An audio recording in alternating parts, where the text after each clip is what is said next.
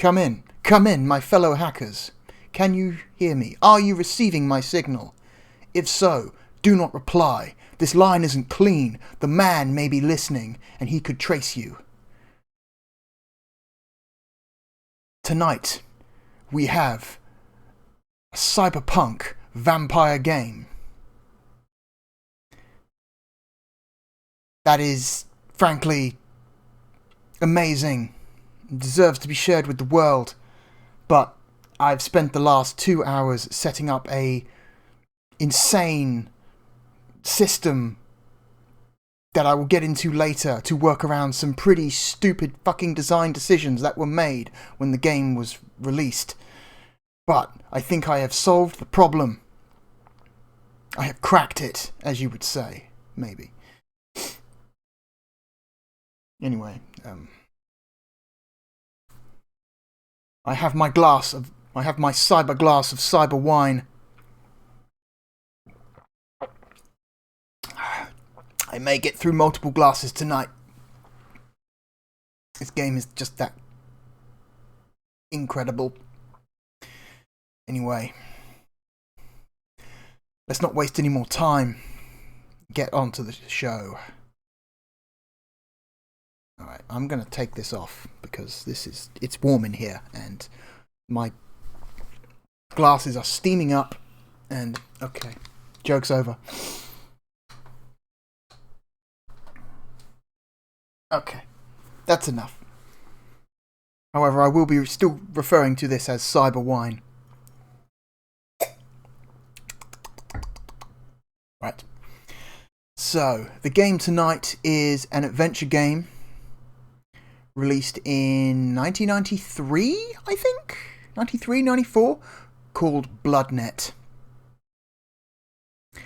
And it is an extremely 90s cyberpunk video game about vampires. And I think I love it. But, so, the problem is, tell you what, just for the sake of filling up more space, let's go back to the frame. There we go. I spent a long time making this cyber blood photo frame just for this one fucking one-off video. We're going to use it, damn it. So, there are two versions of BloodNet available. There's the version with CD voice audio, and there's a floppy disk version with no voice audio. You'd think, why not just use the CD voice audio? Obviously that's the correct one, and while yes, that is the correct one, there are key reasons why we cannot use the voice audio version. Unfortunately, the developers of said game saw fit to only allow a player to enable either audio voice lines or subtitles, not both, which is the dumbest shit I have ever seen, because some of the voice lines are recorded very poorly and you could barely make out what people are saying, and we may be following a guide or two tonight, and if we are doing that, we're going to need to be able to read people's names, and people's names only show up if text boxes appear, which I've just said do not appear if you are listening to the voice acting. So, you might be thinking, okay, just open up 2 instances of DOSBox and just click between the 2 as you go. That was my first attempt.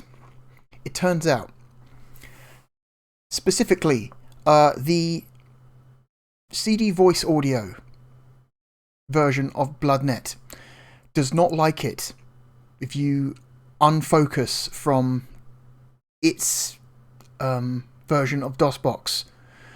The music continues to play, but the voice files do not. And what I'm going to do is I need to juggle two separate versions of the game simultaneously. And I need both versions of the audio going at the same time. Preferably. Well, I need the CD audio version of the game to not pause when I lose focus on the window. So, for that purpose, I have jury-rigged an insane solution to this. I have audio pipelines, I have one version of the game running on one PC, one version of the game running on another PC, so we should never have to lose focus on DOSBox. So we should get unbroken voice acting throughout, in theory.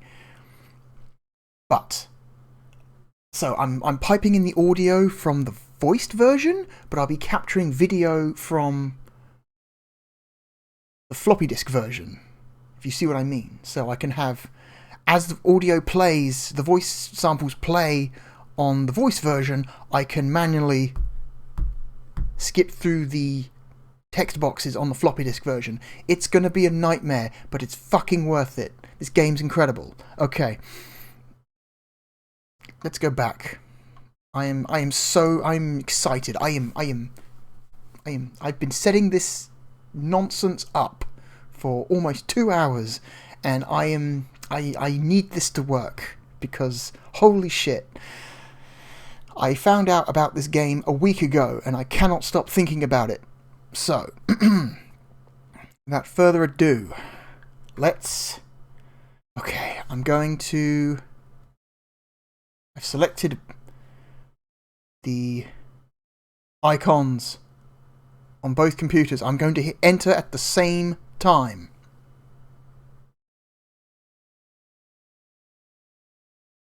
Okay.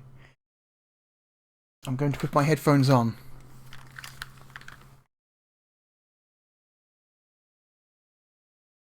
And we are going in. Ready. Cross your fingers. In 3, 2, 1.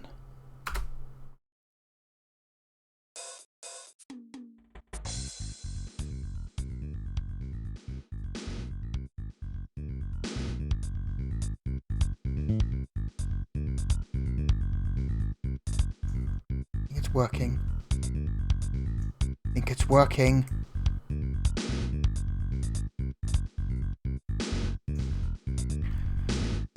I will say that the CD version of this game does apparently have slightly better colour depth, but there is not a lot in it, so I'm willing to forego that. Hang on, whoa, no, wrong button.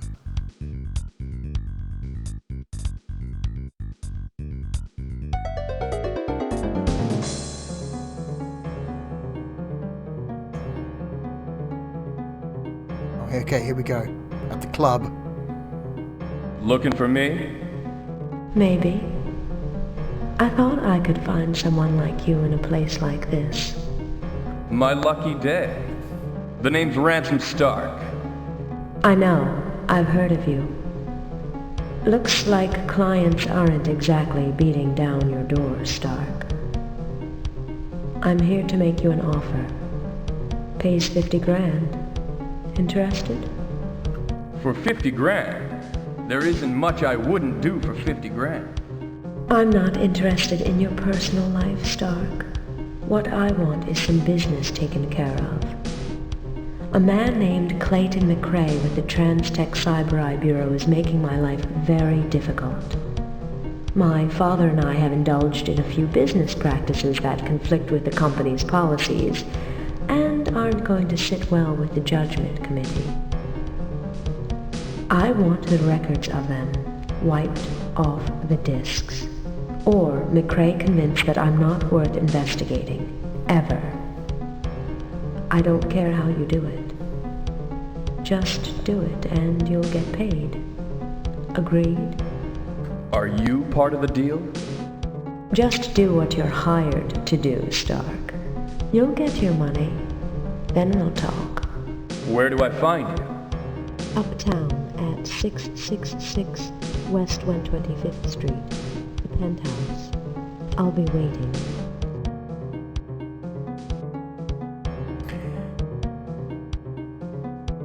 Because you are a professional, the job takes only a few days. Goddamn this font. You transfer the information to Van Helsing and take the subway to his penthouse to collect your payment.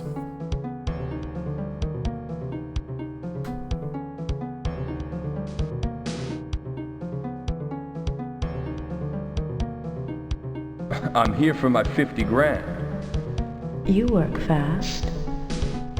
Not too fast. I get the job done. Now I'm here to collect. Relax. You'll get what's coming to you. That's what I'm counting on. You've got a real attitude, Stark. Too bad we hadn't met under different circumstances. I'm not usually one to go for low-rent mercenary types.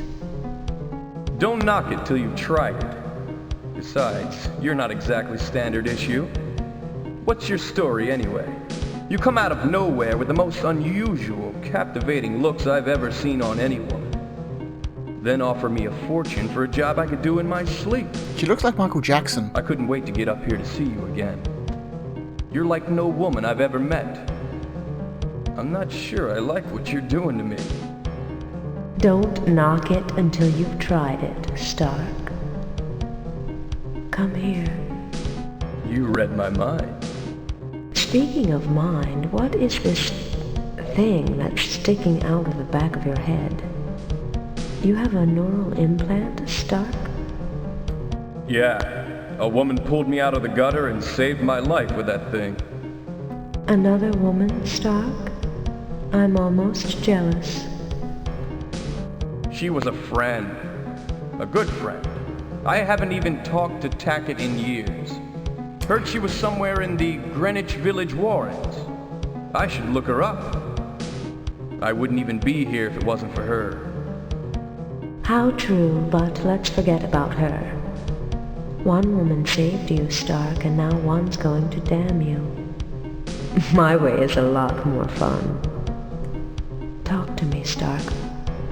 I want to know everything about you. He looks like a scumbag.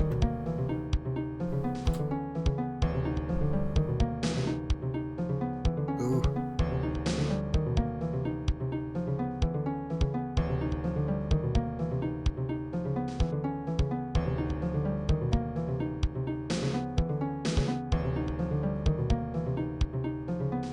That will be enough, Melissa. You can amuse yourself with him later. I am Abraham Van Helsing. You work for me now, Stark. I'm not on your payroll anymore, Pop, so don't start throwing your weight around. You do not yet see the seriousness of your position. You shall. Nah, I think I'll be seeing the door, Daddy. No, Stark. You will not leave this room until I have tasted of you. What are you? Your eyes. So intense. You have given me what I need. The address of Deirdre Taggett. My vampires and I have tracked dozens of former Transtech employees who might have known where Taggett was hiding herself. At last we found you. Your time as my minion has just begun. Come to me, Stark. Feel my mouth on your neck. For your services to me, I give you life eternal, undeath without end.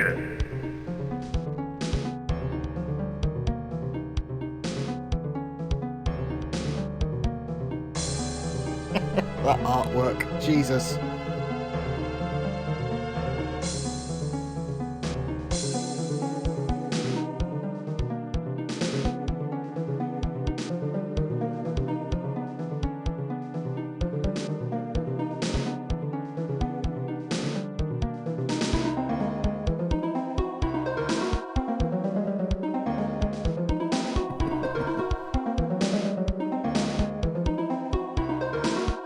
untold hours after Van Helsing's attack, you awaken dazed and racked with pain in a surreal, tomb-like chamber.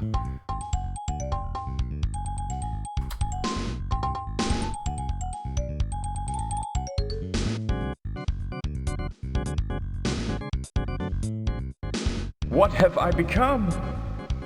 What have you done to me?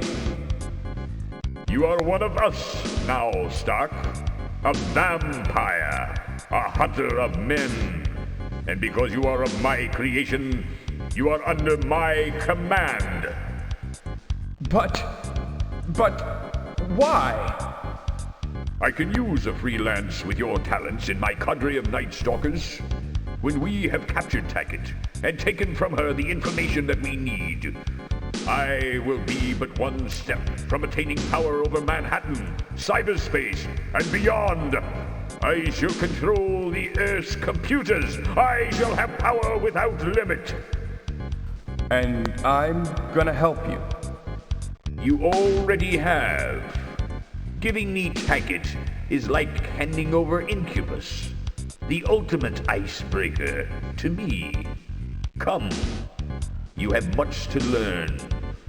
You must be weak after what you've endured. Let us venture outside and select your dinner. Sorry, Abe. After-death experiences always turn my stomach. I ain't hungry.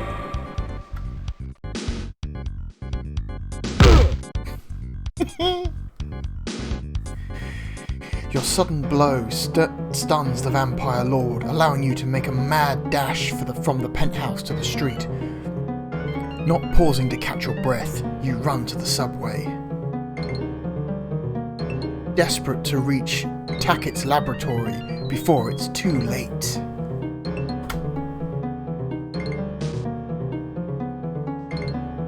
What has happened? The situation is untenable, Stark. Power drain is immense. Perceptual filters and personality stabilizers processing at maximum capacity to neutralize unbelievably alien inputs. I repeat, what is happening? I think I'm dying, Implant. The old guy is a vampire. He tried to transform me into one. He expected to control me, but I'm still in charge, I think. I feel both awful and great. My whole body aches, but I feel strong enough to kick through a wall. Oh, God. Look at my flesh. My mouth aches. My teeth are sharper. I think I have fangs. Get a grip on yourself, Ransom. Current inputs are confusing enough. I need less babble from you and more analysis. I'm doing my best here. It's not every day somebody bites my neck open and sucks on my arteries. Analysis? I've become a vampire, it seems. Except, for some reason, I'm able to resist Van Helsing's domination. Maybe you have something to do with that. Assuredly, Ransom. Van Helsing's attack almost fried me, and I've been working double time to counter the vampiric elements that Van Helsing introduced into your identity matrix. I have managed to slow the rate at which you're becoming a vampire, but, as I mentioned, the drain on me is considerable. I compute that at present outlays, I will cease to function in days, and you will irrevocably become a vampire. You're saying I'm not damned yet? There's still hope? My presence has helped you maintain a grip on your humanity. You are, for the most part, a vampire, but I think that state is still reversible. I haven't the slightest idea how you reverse your condition, but theoretically it's possible. You might try accessing the well where Deirdre keeps her text files. Perhaps she is involved with the vampires in some way. The well was at the address Hope. I assume it is still there unless she has changed it. You might also review the notes you keep in your handheld computer. You could use some help.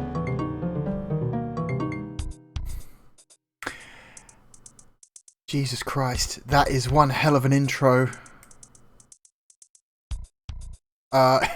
Do you see what I mean about the voice acting? It's incredible.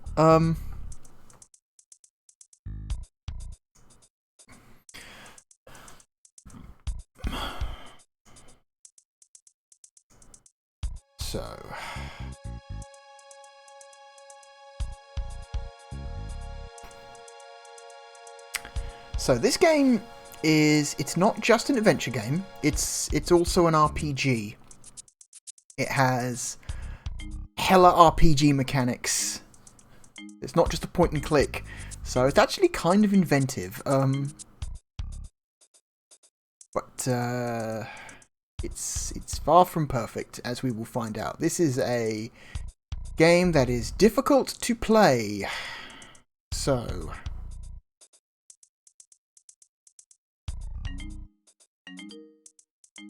okay. So let us generate a character. Whoa, okay. So, you can choose an origin story. Some years ago, you were released from your job as a human presence sentry in cyberspace for trans technicals because of an illness caused by extended exposure to cyberspace. You used what savings you had to purchase a shotgun, undershaft laser, assault rifle, and a Kevlar jacket, and began a career as a mercenary. Or make sure.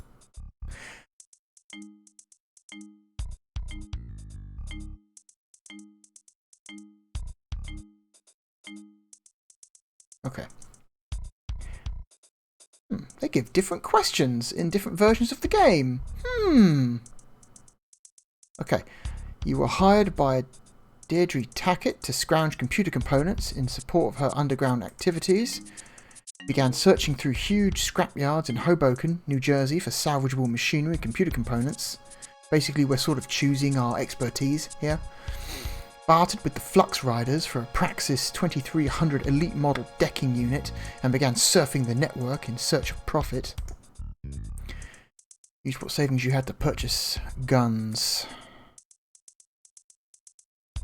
This is a game that it has very difficult combat, so I'm going to suggest we stick to a combat specialist build. Okay. The street on which you live is prowled by a relentless pair of information beggars who daily panhandle you for spare computer files. You use spare lookers, soul boxes, cloaks and memory chips from your workbench to fashion a crude decking unit for them to hope that they can find a deck-capable computer and stop bothering you. Write a program that will randomly generate factual information based on a resident lexicon and present it to them and hope that it will keep them busy for a while.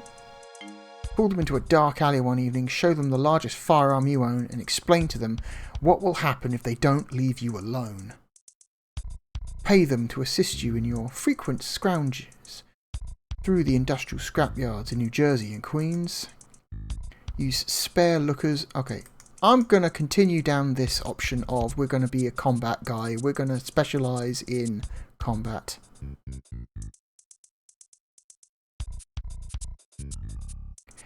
As a kid growing up on the Lower East Side, you always had the initiative. The initiative to make a few bucks for the arcade by finding jobs around the neighbourhood. Usually you picked up spare parts and trashed the neighbourhood garbage bins for scraps of info, then sold them to curious old men in your apartment building. Acted as lookout for the older kids in the neighbourhood. You were known for keeping your mouth shut even after being beaten up by rivals. Busted into your apartment building's phone system and made calls to your friends in Jersey on your neighbour's phone bills. Okay,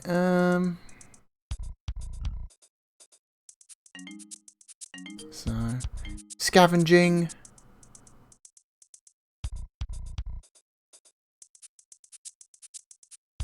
Okay. I'm gonna say this one.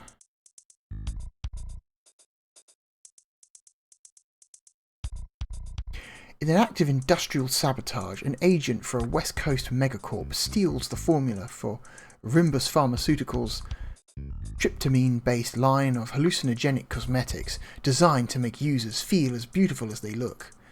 Rimbus hires you. You survey the architecture of the West Coast company's cyber regions and provide your findings to Rimbus to aid in their plotting a counterstrike. Fly to the West Coast and kidnap the chief executive officer of the West Coast company. Fly to the West Coast and take a job with the enemy company, familiarise yourself with the layout of the laboratory, break in one night and commit an act of counter-sabotage.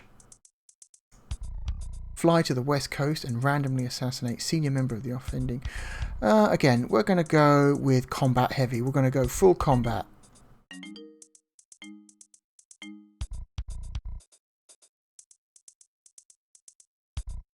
Okay. Hang on.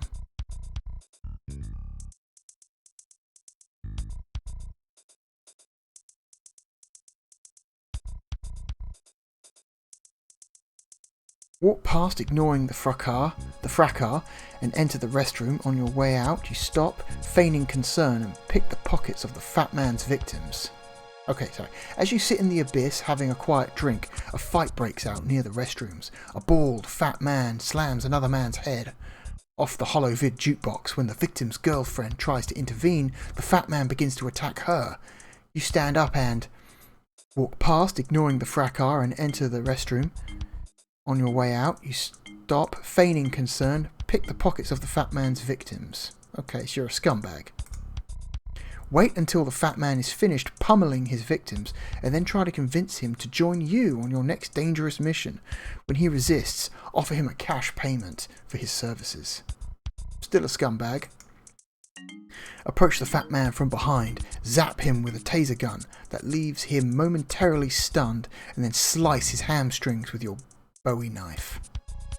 Grab the fat man's arms, twist it behind his back and snap it, kicking him 2 or 3 times for having the nerve to touch a woman. I like this one, that we just sneak up behind him and tase the motherfucker. That's kind of cool. I like this one. You attend an illegal weapons sale in an abandoned and forgotten subway station. I don't know that one. I wasn't talking to you, Alexa. Christ. Sorry about that. Hope you didn't hear her.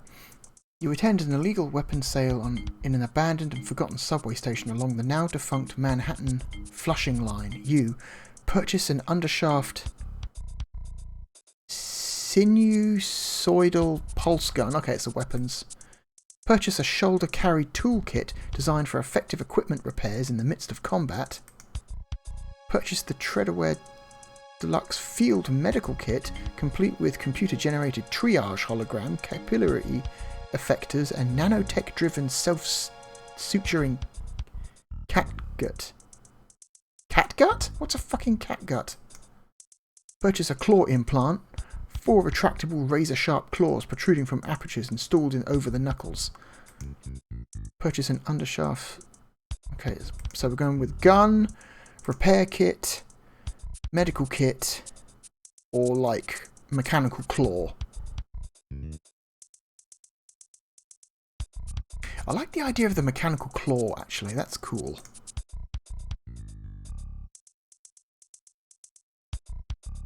Returning home on foot from a late night out, you foolishly take a shortcut through the Greenwich Village Warrens and are accosted by a rage gang looking for violence.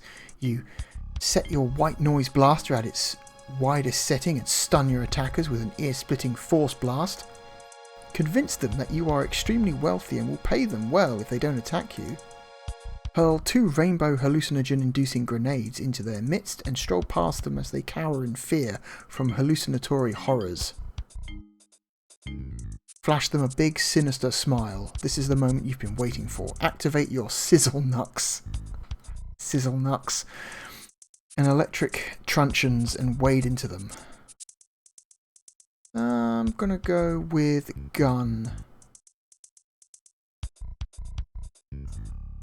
Gun skills. Last thing you Okay, last night you stayed with a friend, a relatively new friend. In the morning, stepping outside for coffee, you are jumped by a big guy who isn't happy about who you've been making friends with. You are unarmed. You start talking like there's no tomorrow. Run. Why should you risk your life for someone you barely know? Give him a fist fight of his life if he decides to try something stupid. Start talking. Okay, so persuasion, evasion, aggression. Let's go with some persuasion. Let's go put some theoretical points into talking. A young member of the Flux Raiders gang is running amok near Wall Street. Under the effect of an excess of red lifters, breathers and speed, since the Flux Raiders is your old gang, you decide to get involved. You talk him into participating in a series of repetitive but strenuous tasks in an attempt to exhaust some of his seemingly unlimited energy. With great sadness, realise that he is beyond help and use a bullet to put him out of his misery. Attempt to knock him unconscious with a combination of white sound and neural disruption grenades. Consume lesser amounts of similar narcotics and attempt to engage him in non-lethal combat in the hope of stopping him before he is seriously hurt.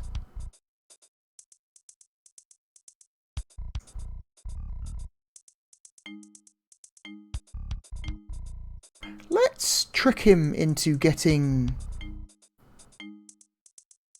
fucked up so we can deal with him easily. Sable Pagel.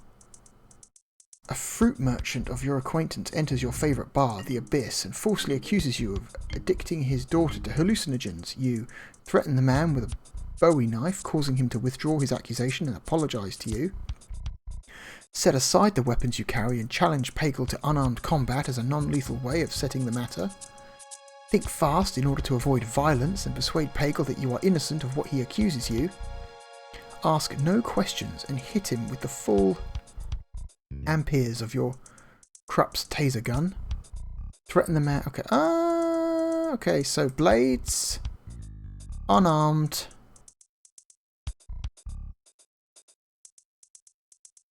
Again, persuasion. Or guns.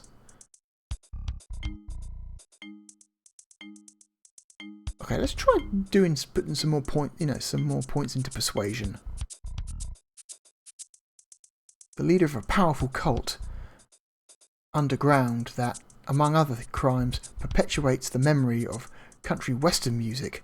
They must be eliminated. It's a tough hit. The leader is rarely, if ever, unattended by her groupies. It must be a clean job. You infiltrate the group, adopting their ideals while resisting brainwashing in order to get close to the leader and stab her while she and the group sleep. Rig her vehicle with a timer bomb, killing her and any of the kids who are with her. Ugh. Trace her every move for weeks until you find her unattended, then strangle her quietly. The Hitman method. Get her coming out of the building, throwing a skull hammer grenade to stun everyone without killing them, then nail her with a 44.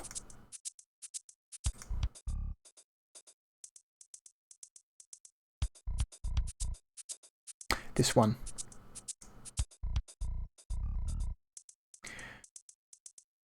The Shawns, or the Scenes, an upstart Irish crime family are moving in on the Ranters' turf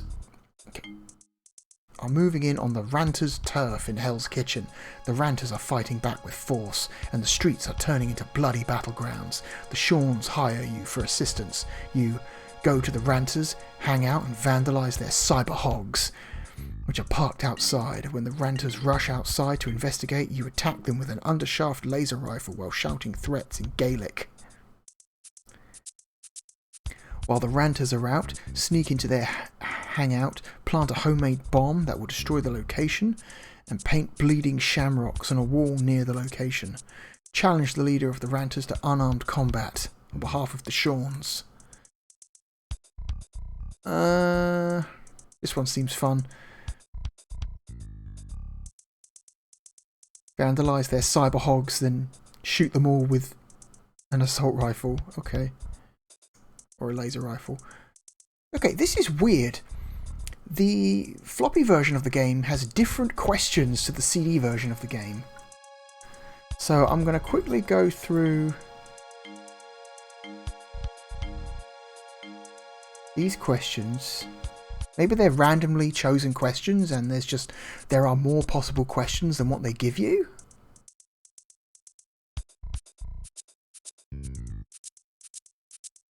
Okay, I'm going to try and go through these questions. Ooh.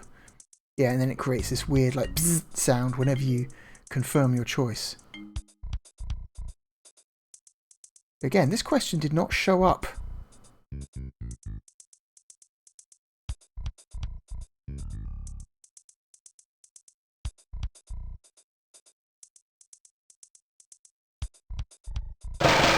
Ooh.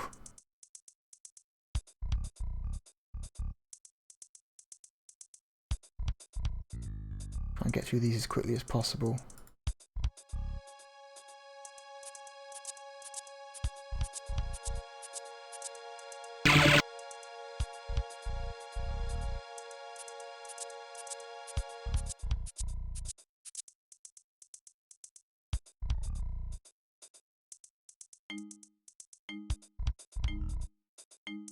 Okay, that's a question I've seen before.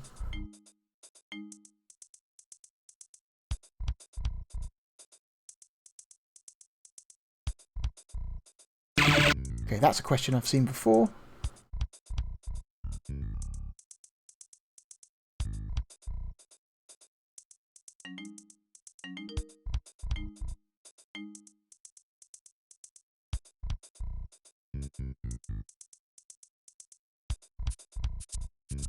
Hang on, let's get through these questions.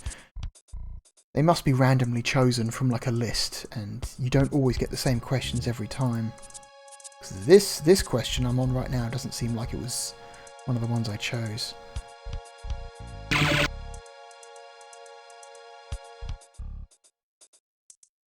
Yeah, this one's a different one as well.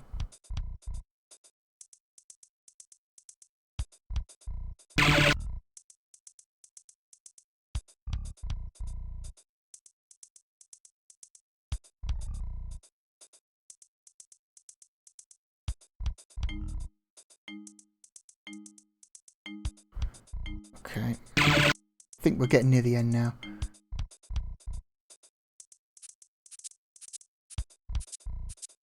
Oh yeah, I've seen this question before.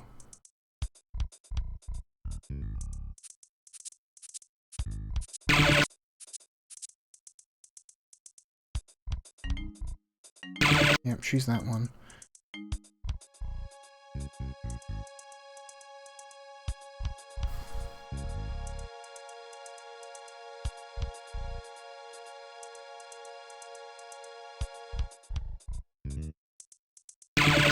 Okay, almost there. Getting almost there. Almost there.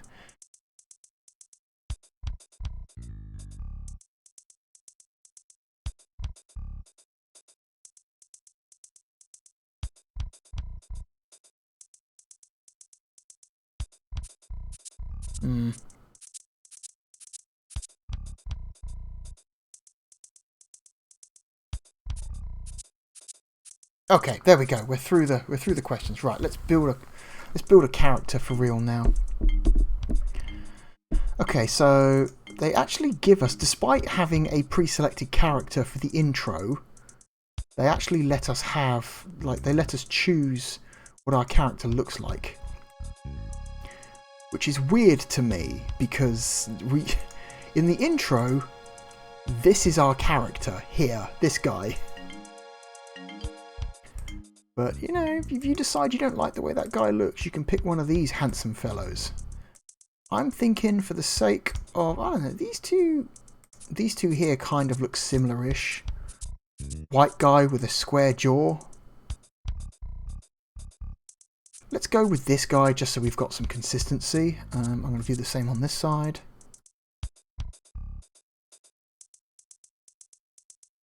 Okay. Look at our stats. So strength 80, endurance 92, agility 70, stealth 40, pickpocket 15, Cyber skills, hacking 5, decking integrity 10, cyber cloaking 5, combat, melee, firearms. Okay, I'm going to try, first of all, I'm going to try and get these stats equal on both sides, so we're not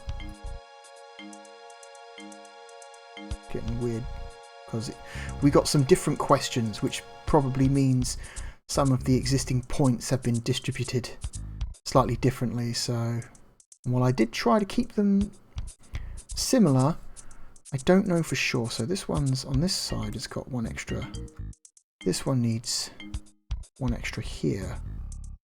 This one needs 1 extra here. These are the same. Okay, this side needs 2 points into blades and 2 points into explosives. See, 45, 54, 12, 65, 81, bribery, 15, intelligence. Ooh, intelligence. I'm dumb on this one. Okay. 25, 60, 30. Okay, there is a discrepancy. Apparently, I am down 1 point on fast talk. So this game doesn't just limit your amount of points, it also limits the number of skills you can affect. So, okay. Also, apparently, I seem to have earned more points answering the questions on the CD version of the game. Somehow, because I'm looking at the stats, and even though I am down a single point on the floppy disk version, I still have 8 left, but I have 12 left on the CD version, so I've got like 4 or 5 points more on the CD version than I do on the floppy version, which seems, okay. Oh, hit points as well. Shit. Okay, I've got more hit points on the floppy version. Okay, no, scratch that. Okay, so we are basically the same. Problem is, if I use these points, that will put me out of sync with every single other. Tell you what, let's take a point out of agility.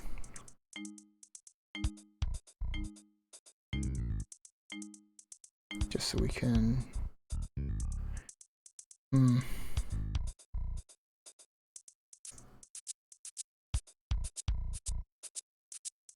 Damn it. I need an effective way to spend these points. Okay. So I've got 1 modify skill left, and... well, this is annoying.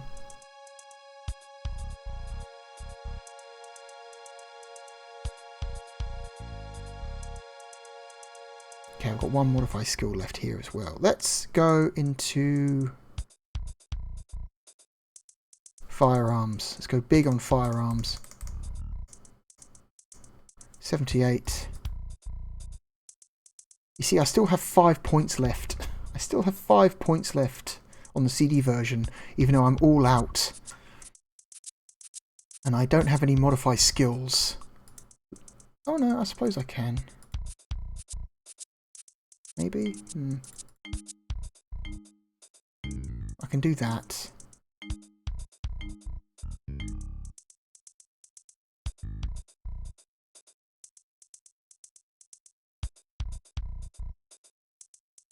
Will the game let me continue without spending all my points on the CD side? Because I really want to keep these 2 versions of the characters the same, because I'm trying to play an exact copy on both games, but how much of this is going to be RNG, I wonder.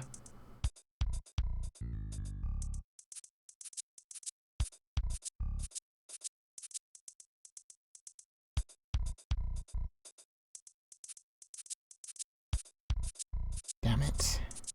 Okay, I'm just going to hit OK and not spend the last 3 points, if it will let me do that. It will let me do that. Alright, cool. So we're in this apartment. We've got attack, combat, quick, descriptive, or bite. View, the map, search, examine, use, and location. Party, rest and dismiss. So we can equip, so we can recruit people into our party to help us. Deck, enter cyberspace or a decking unit. Okay. Computer, dialogue, replay, contacts, and money. How much money do we have? We've got quite a bit of money. 124,151 virtual dollars. Cool. This guy apparently has invested in crypto. Oh no, hang on. We got different amounts of money. We do have different amounts of money. The CD version, I have 132,724 virtual dollars. So that's weird to me. Okay, what I'm going to do first, before I do anything, I am going to save my game. So we have a sync point that we can go back to if something goes wrong. Okay. Begin. Okay. I'm going to save the game here and do the exact same thing. Begin. Okay, right, so.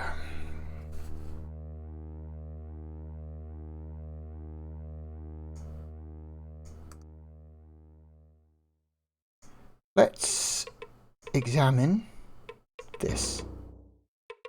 Let's examine this.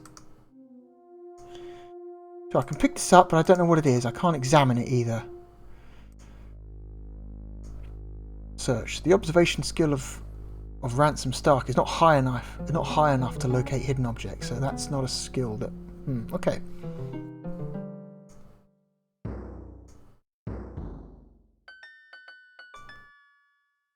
Now, does this dialogue have audio? No, it doesn't. Okay, the broken furniture and scattered tools and components are a bitter indication of Deirdre Tackett's fate. You wonder if it's appropriate for a vampire to pray as you mumble a few words of hope that Deirdre still lives. You notice that the computer with the cyberspace port still functions. What computer with the cyberspace port? This shit is so low res. Is this the computer with the cyberspace port?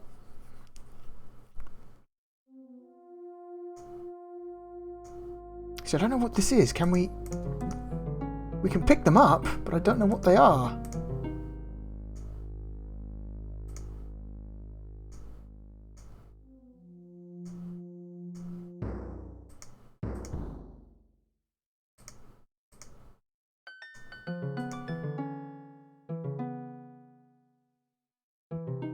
Examine.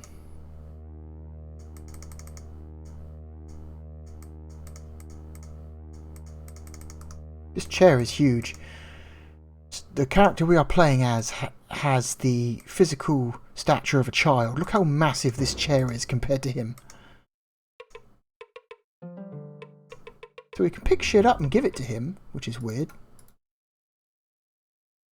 Should do the same on this side. But I wish there was some way to actually find out what it is we are picking up. Contacts, money. What's contacts say? Eastern Matrix Rovers make a note to tell Penn to tighten up security in cyberspace users group. Okay, this is a game that requires notes, apparently. Lux Riders. I wonder if these notes are also influenced by which questions you were given and how you answered them.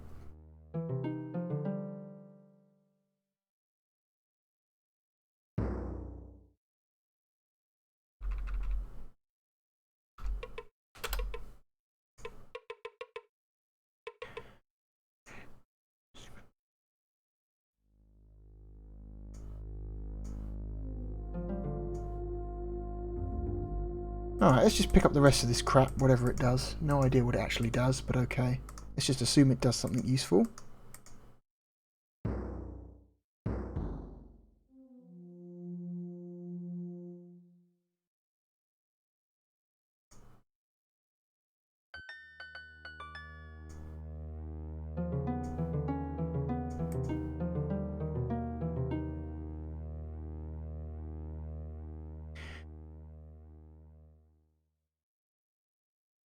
Okay, so...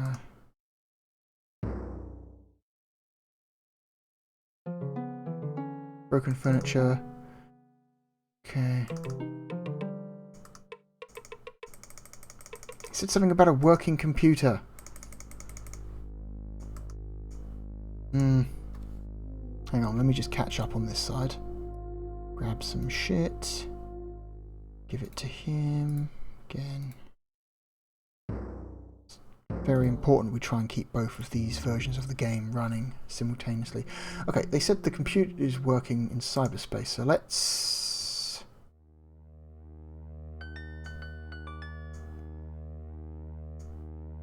going on with the...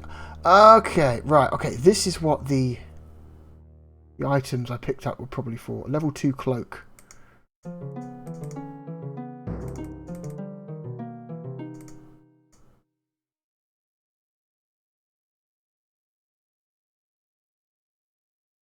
Basic cloak chip. 1 terabyte memory chip.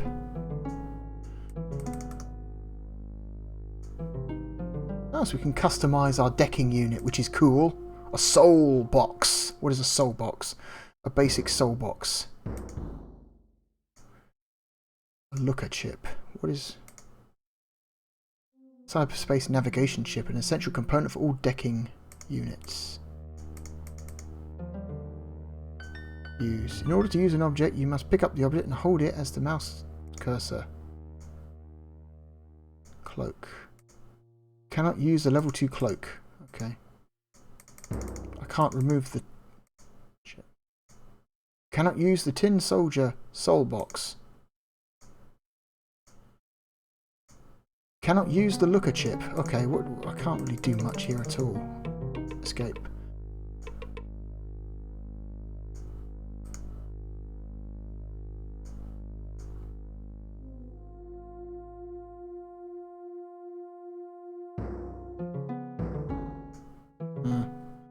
Alright, let's go to cyberspace.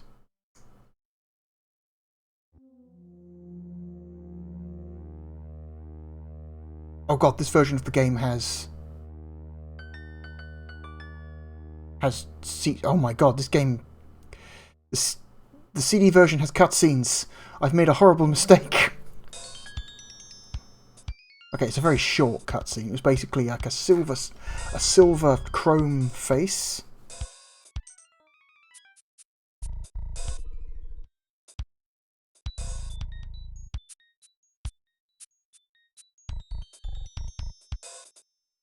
I have no idea what I'm looking for.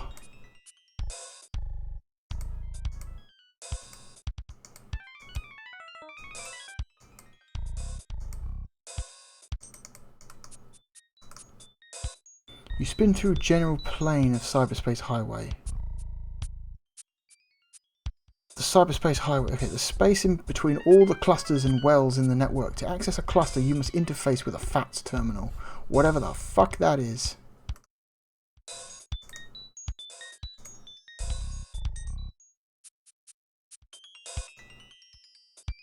Go left. What does this do with the wings? Oh shit. Okay, hang on.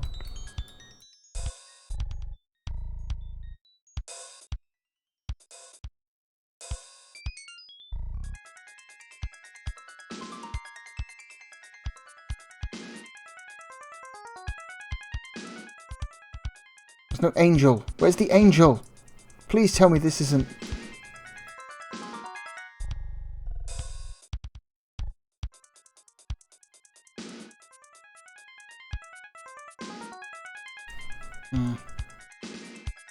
Hey Stark, how have you been? Haven't seen you for a while. We should really get together for a drink someday.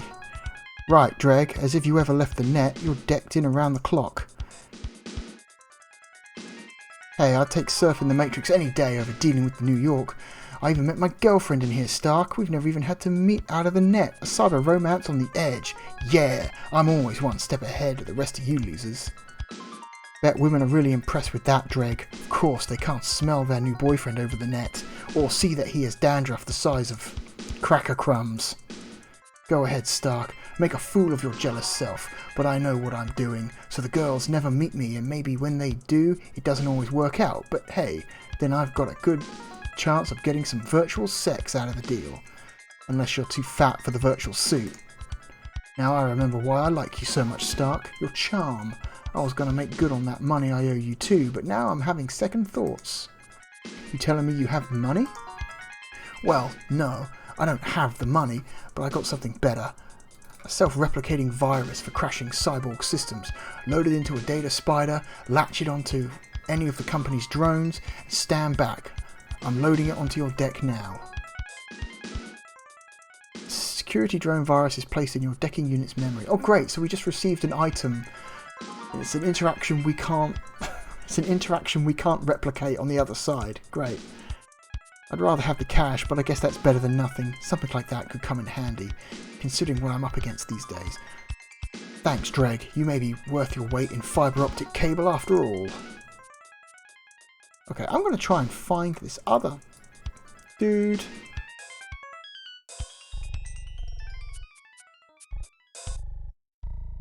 I'm just floating around looking for an angel.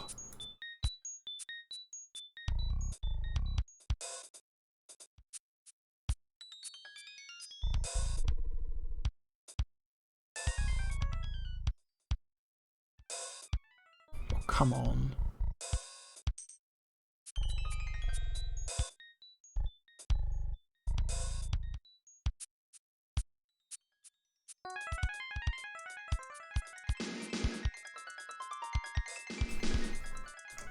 I'm the File Access Table System module for this quadrant. Call me Fax. If you provide me with a destination address, I can transmit your matrix instantaneously. Please enter a code. I don't have an address code.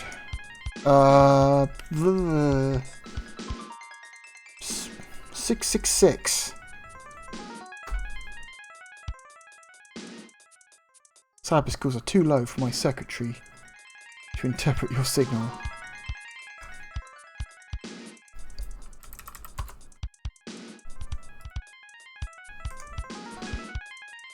Alright, so I can't use you.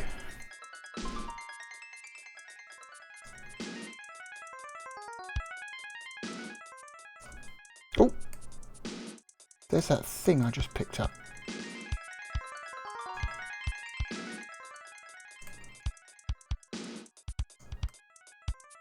The same thing I picked up on the other side is here. I'm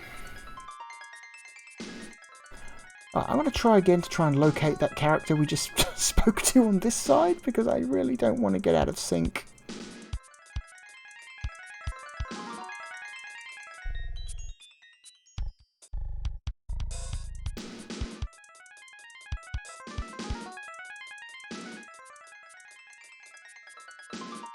No. No. Tell you what, let's...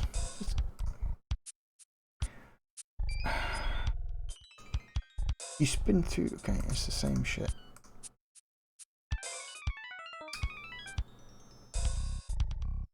Exit cyberspace.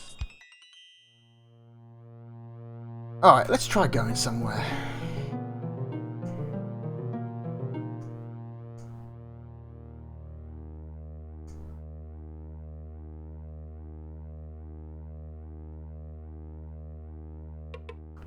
Trans Technicals, Canal Street, Washington Square.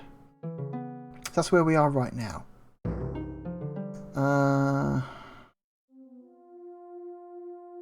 Eastern Matrix Rovers. Cafe Voltaire. Let's go to Cafe Voltaire.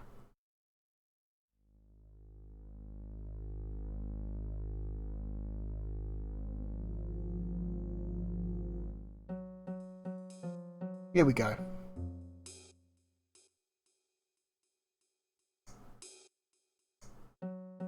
The Cafe Voltaire is the gathering place of the city's bohemian intellectuals. The room rings with arrhythmic avant-garde music. The patrons talk passionately and drink strange cocktails, unlike the patrons at your favourite bar, the Abyss. These people stare at you.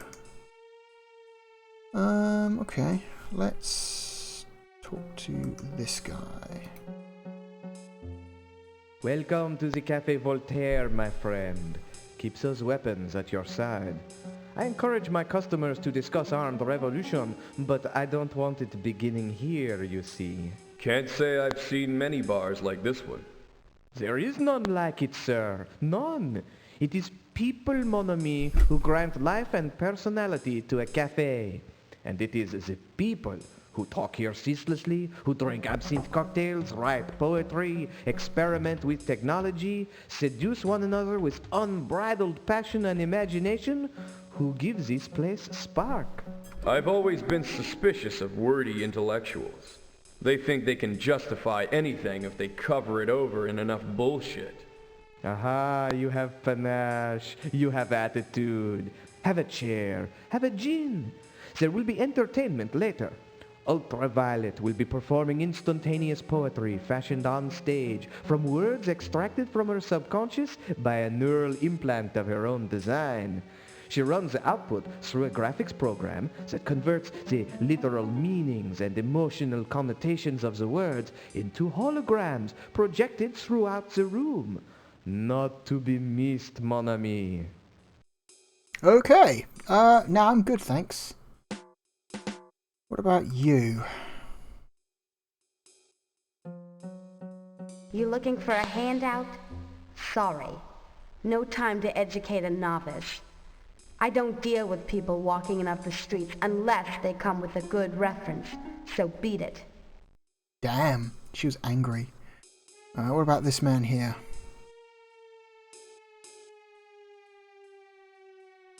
Oh yes, a fresh mind to connect with. Let's talk. Tell me what interests you.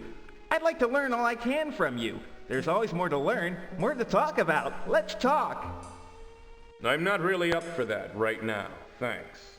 You're probably just not in tune to it. You need something to open your mind. A little pyrocetam would wake up your brain.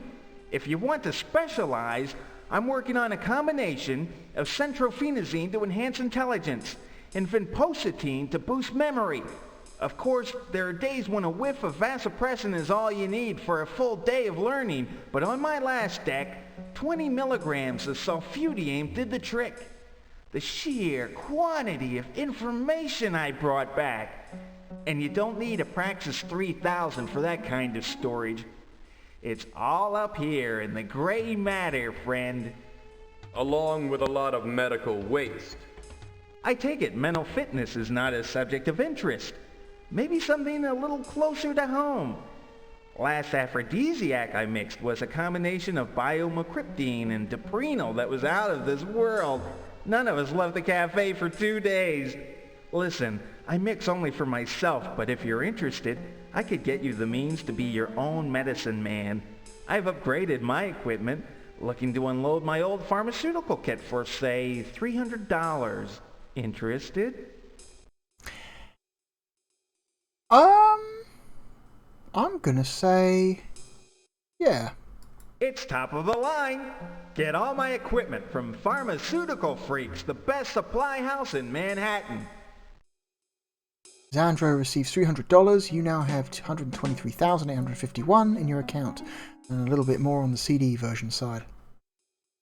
You'll love this kit. I mixed up my first batch of phosphatidylcholine with it. Pharmaceutical kit is placed in the inventory of Ransom Stark. Yeah, inventory. Where is this inventory? Money, contacts, picking unit, cyberspace.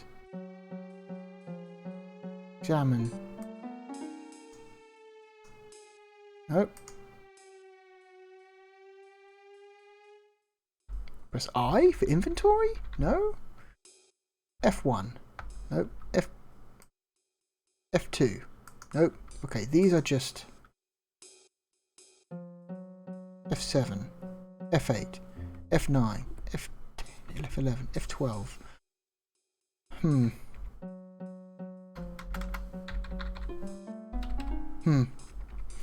Not sure how to access the inventory. Would you like to hear my latest poem? Please? I love to share my work. Oh God. Oh God, sure, fine. The silicon cracks in my eyes as I awake to another wholesome trans-technicals breakfast. This time the toast is too crisp. A friend's burnt mind has crumbled to dust. His feeble form rots at the deck. His mind just plankton in the cyber sea awash with the sediment of 1,000 other dissolved integrities. I romb the sea for a mere germ of the freedom to know. But do I rock the boat? Mine spills over with the juice of revolutionary idea. Every drop licked up by the data police and promptly disposed of while a record is made of my transgressions. I atone for my sins at the great megacorp altar. It hears all and forgives all and demands only my soul as penance. Orwell, Sterling, Gibson, they washed us only in the water of electric knowledge. But one has come who surrounds us with a sea. Water. Water everywhere, but not a drop to drink. It is the new God everywhere. A nano-deity that pervades the network of our souls. A vengeful God indeed. Okay, now I'm good.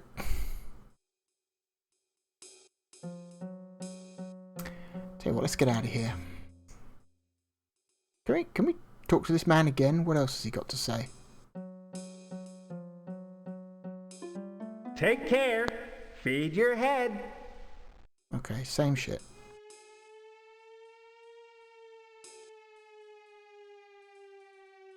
Oh, it's the same You shit. looking for a hand? Same shit as the other before. Okay, let's try a different location. No, not combat. New York map. Houston Malrix Rovers.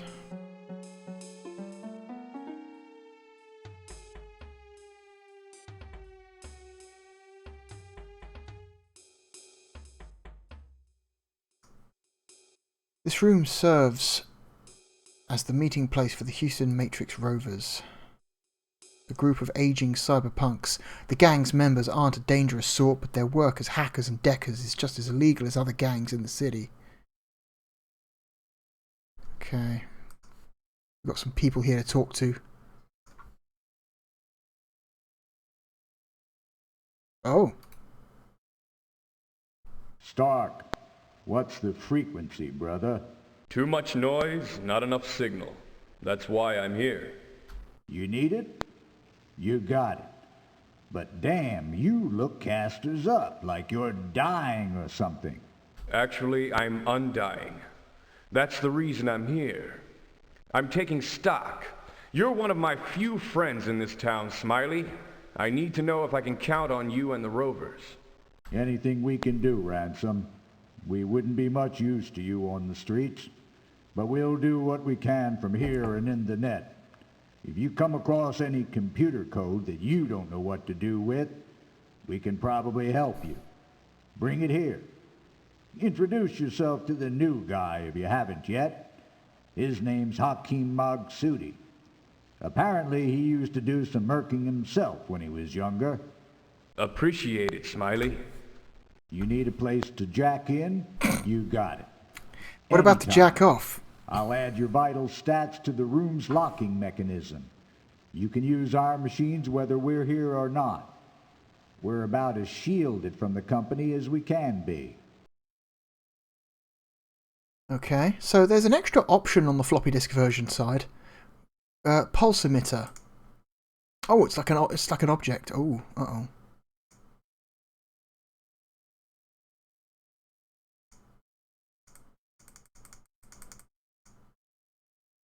Okay, I can't actually pick that up. There is a... It looks like there's... Oh no, here it is. It is on this side as well. It just didn't show up in the menu, first of all. Alright, who's this guy in green? I'm a little busy right now, don't you think? I can read your kind a mile away. You're a merc, a free jack. Hey, if you're looking to rope me back in, forget it. I only work for myself now. Oh. Okay, he's not interested in talking. What? Oh, there's a thing here. Some kind of wire.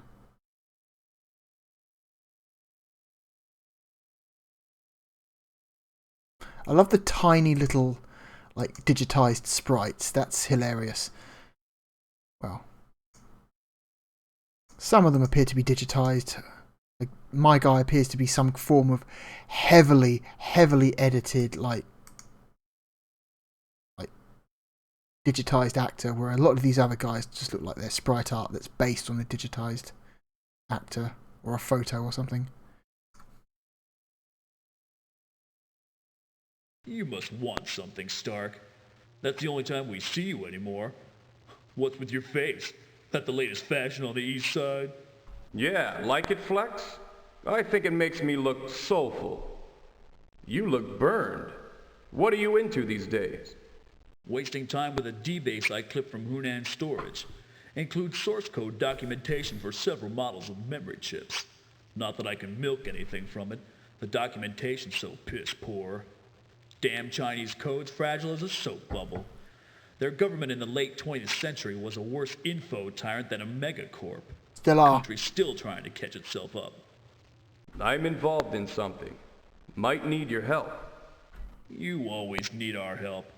Why don't you learn to program? You could stop being a beggar then. Learn to code? When I got a hacker who cares about me like you, Flex? Ram it, Stark. I got Chinese to debug. Ram it, Stark. I've got Chinese to debug. Okay.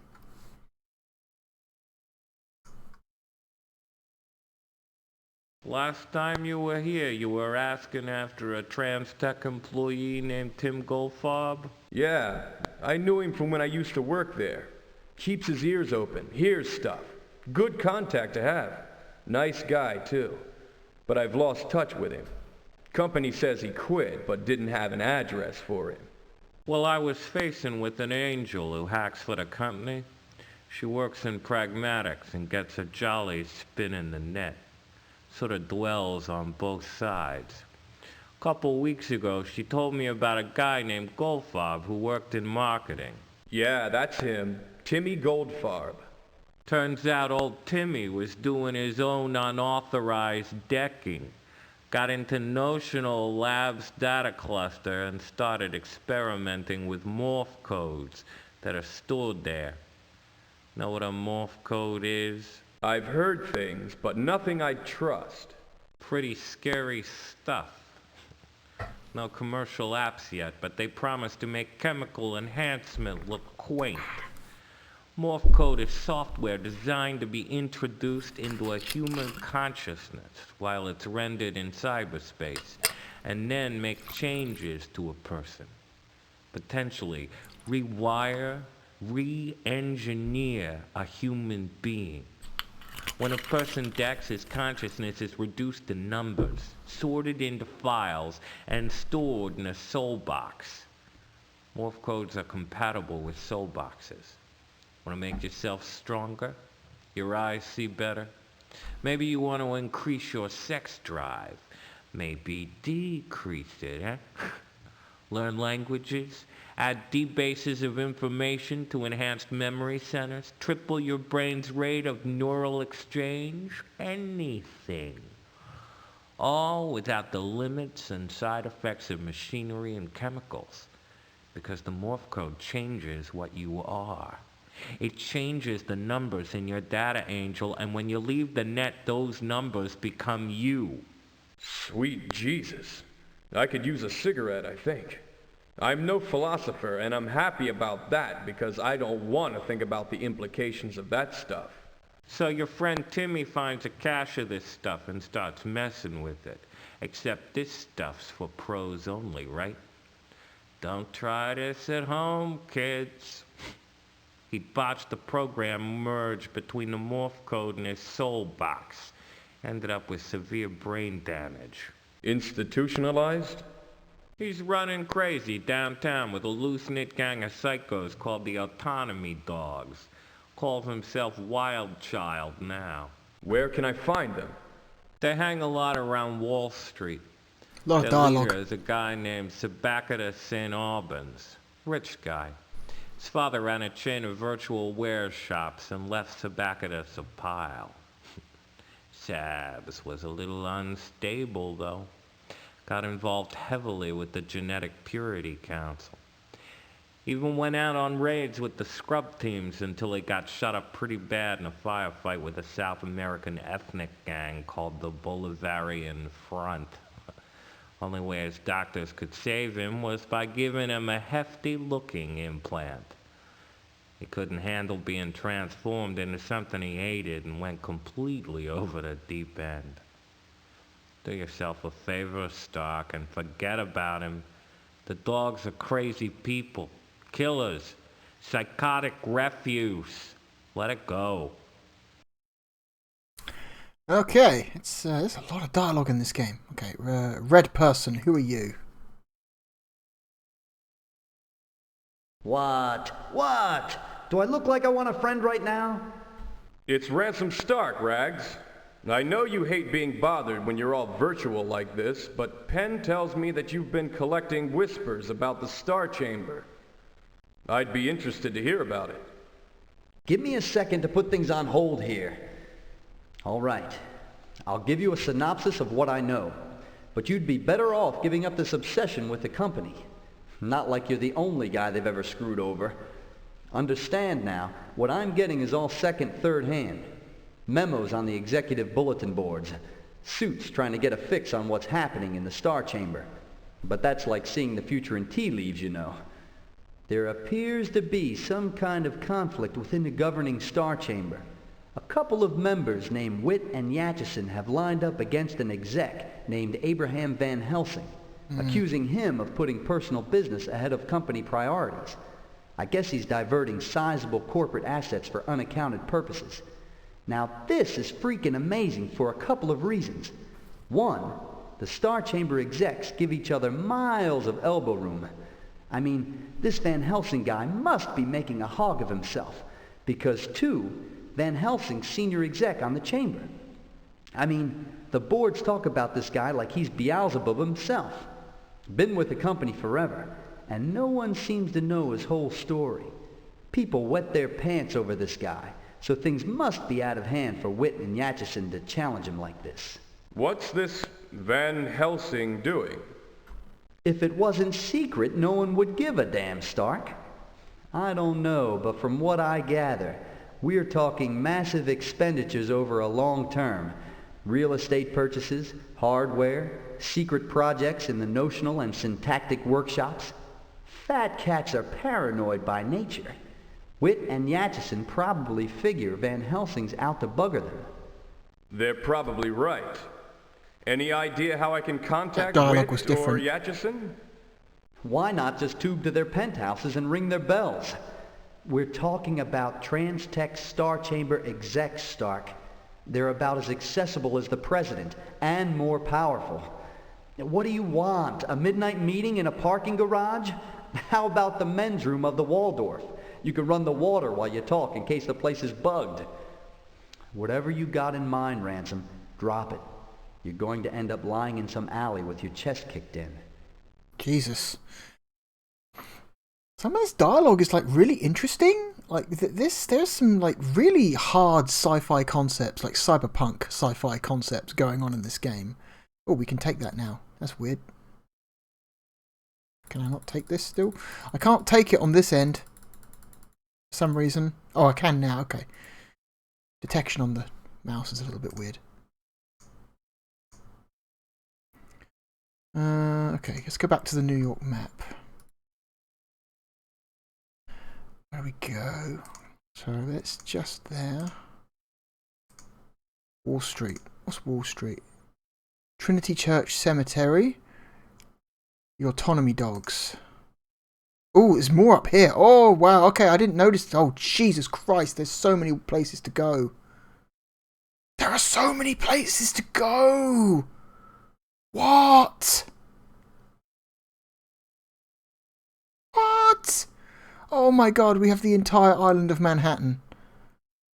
I had no idea there was this many places to go. Trans-Technicals. Trans-Technicals Inc. Okay, let's go here for now.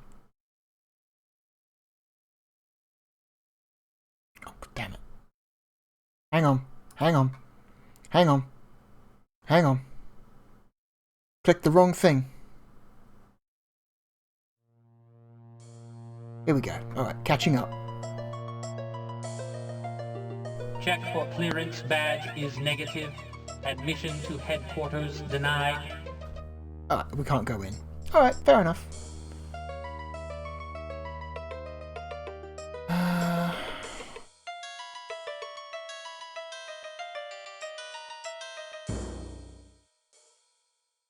What's up here? West 23rd Street. Auntie Personnel. East 28th Street. Bellevue Hospital. Times Square. The Abyss. St. Patrick's Cathedral. West 66th Street. You don't know anyone in that part of the city. At least not yet. Strawberry Fields. Flux Riders. Metropolitan Museum of Art. Central Park. Oh my God. You don't know anyone in that part of the city. Vince's Munition Emporium. Van Helsing's Penthouse. The Cyber Surgery Group. The Doom Pilots. That's a cool name for a gang. The Doom Pilots. Either a gang or a band. What kind of band do you think they would be? Either punk or like alternative. The Cloisters. Let's go to that bar. Was it the Abyss?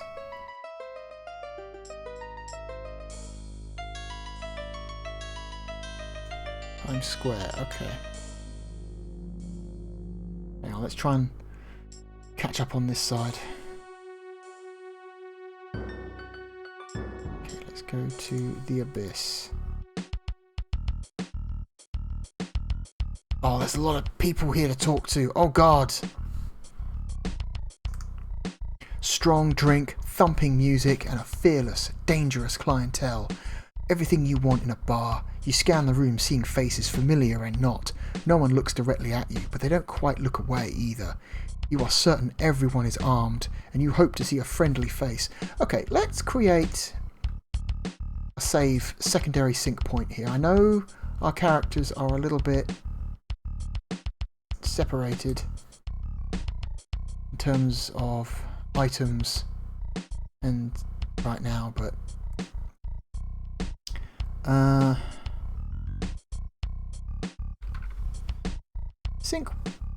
sync 1.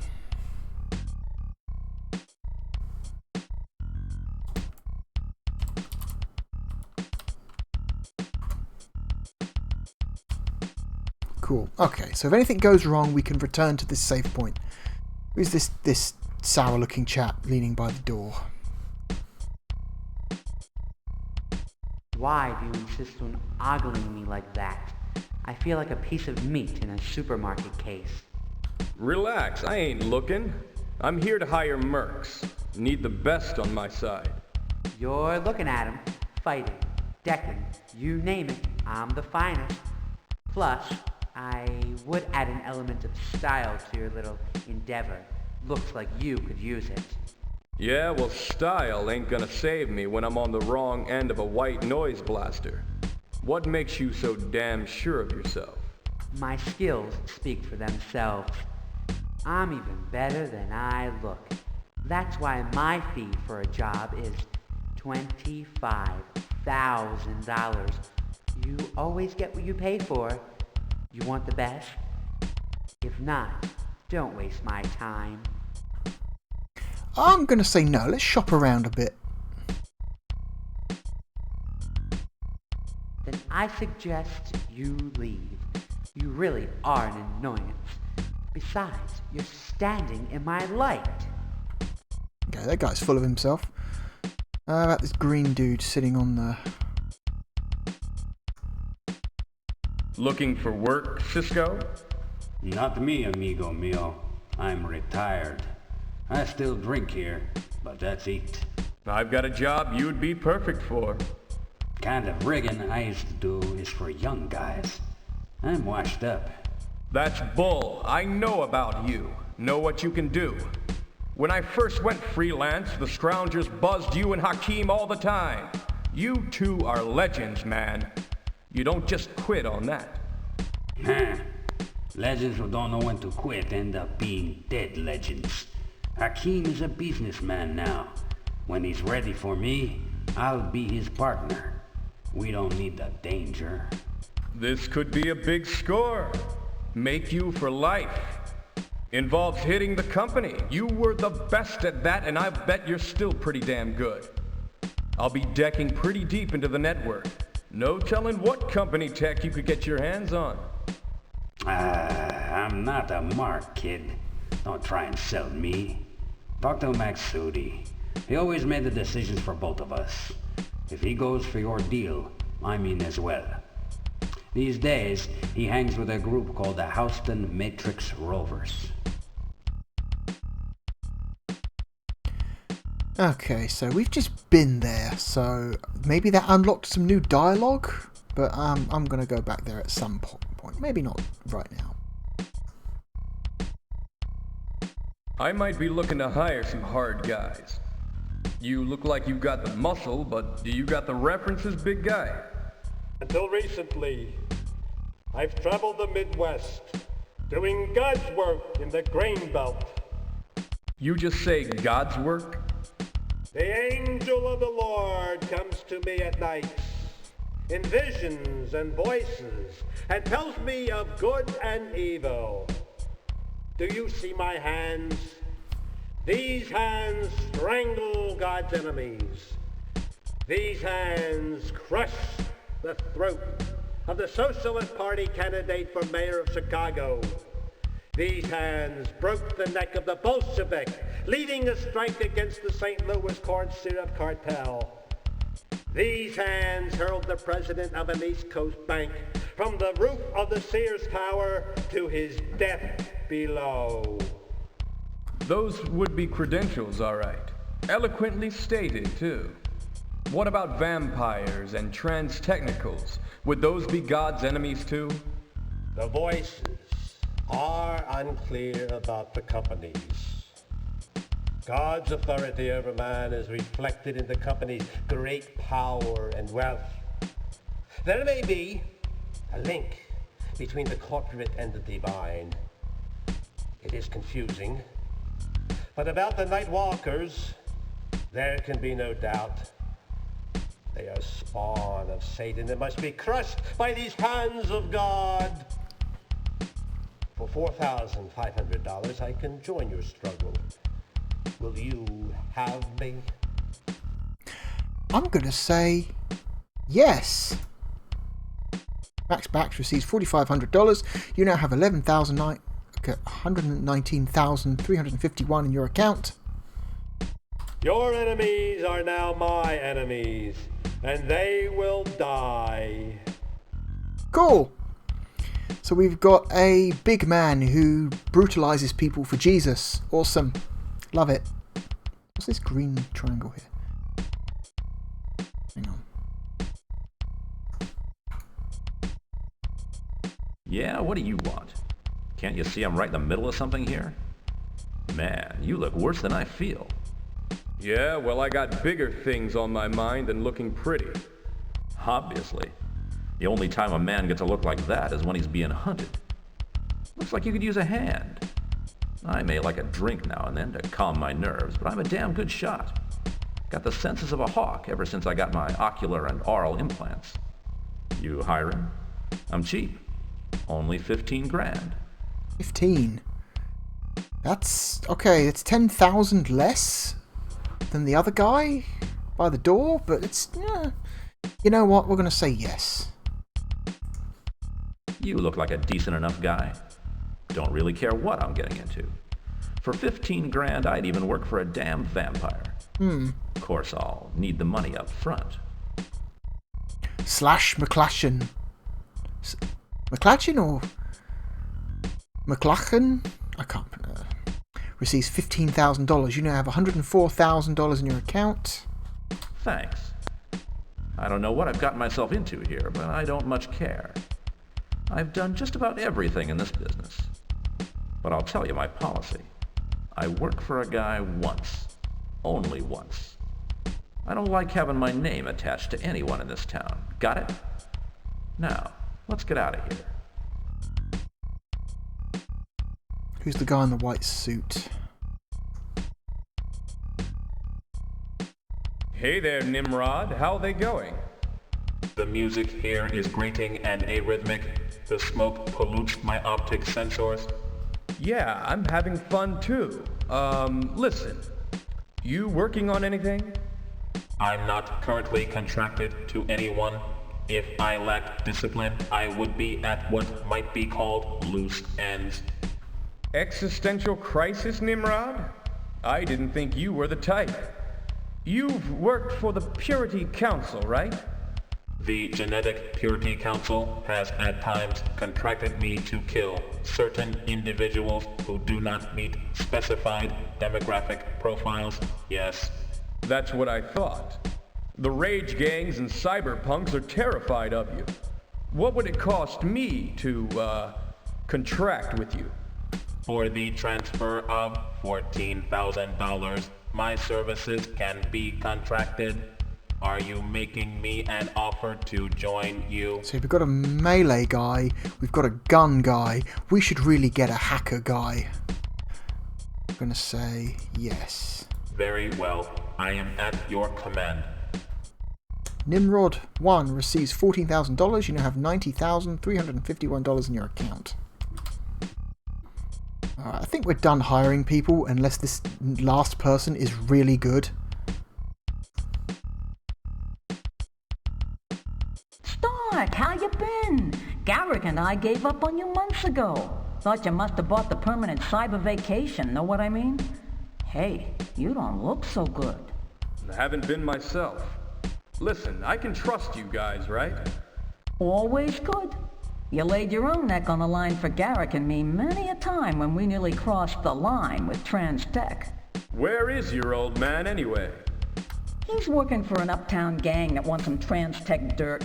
Call themselves Electric Anarchy. Routine stuff. It's been a while since we had any jobs with some meat on them. I'm booked to trail some guy in the net who's accused of being one of these vampires we're hearing about on the news. Anything to stay working these days. What is it, Stark? Your pale skin went almost blue there for a second. Let's put it this way. If you were bounty hunting the undead, you'd be able to take that Cuban cruise with the money I'd bring in for you. They got you, Stark? Of all people? I can't believe it. Nobody could ever touch you when it came to combat. I mean, I hope you're okay, but how'd you let your guard down long enough to get taken like that? Hey, I'm human, okay? At least half, anyway. Now what I need is to keep my half-breed hide alive. And there's more.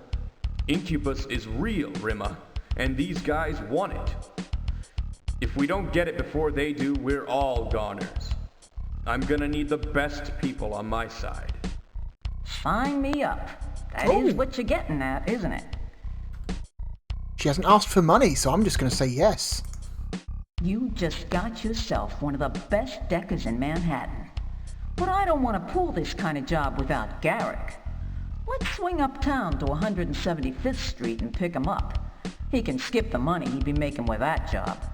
This is more important. Garrick's sure gonna be glad to see you, Stark. 175th Street, right? Alright, let's get out of here.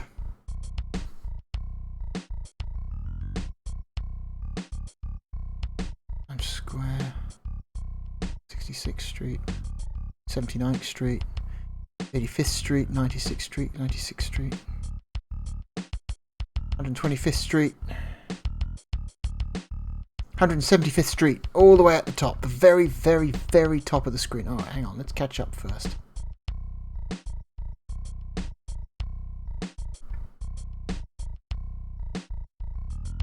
The Cloisters or the Electric Anarchy? She didn't say. I don't remember what she said.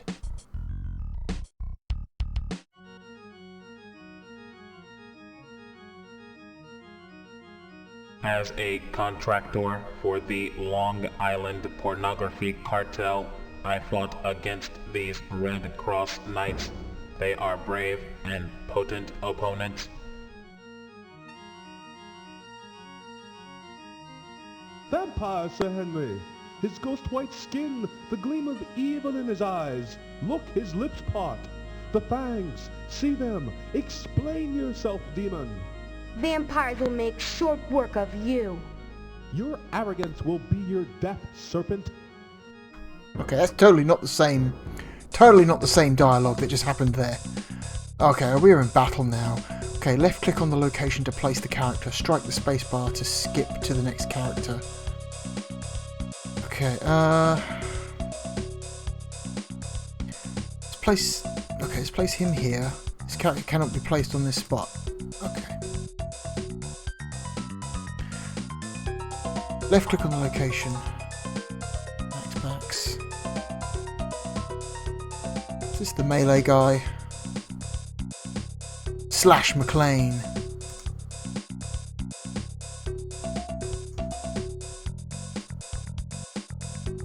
Nimrod 1. I don't know how good Nimrod 1's combat skills are. Hang on, let's try and just do the same shit.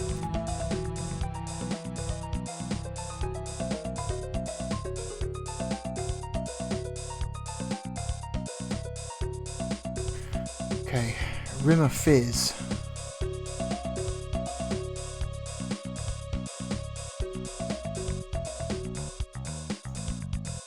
Okay, right, issue orders. Okay. God, the combat in this game is a little bit complicated. Position a cursor over any character to view status. Left click any on a party member to issue the orders. Okay. Ransom Stark.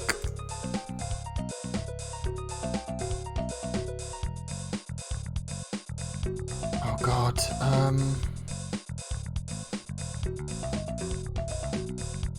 laser pistol. Acquire target. This guy.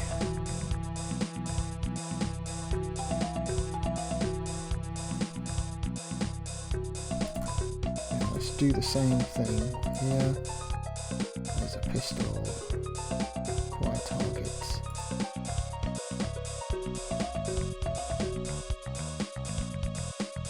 Okay, what weapons does he have? Laser pistol.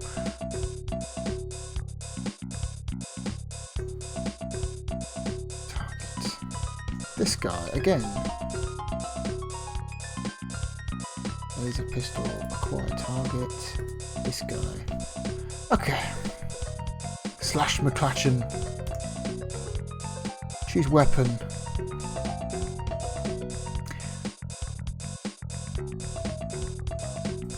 Let's just use...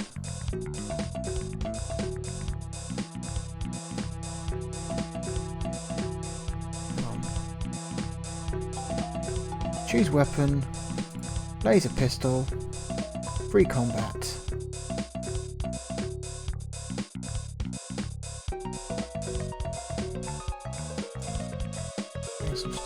Free combat. Issue orders. Max backs. Fist. Free combat.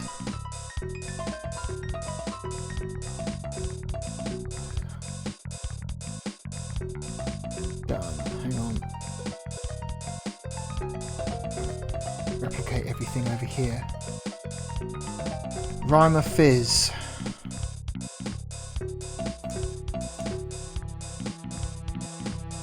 Weapon. She has no weapon. She's all fists. Free combat then. Maneuver. Strike any key, then left click on the character's destination.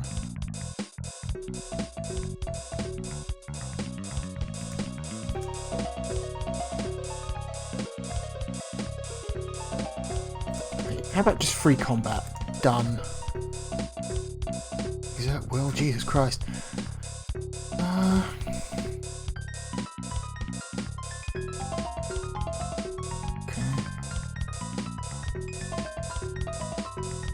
God, you can check their inventory, their stats. So you can see. Okay, this is really involved. Holy shit. Okay, here we go. This is probably RNG as fuck, so here we go.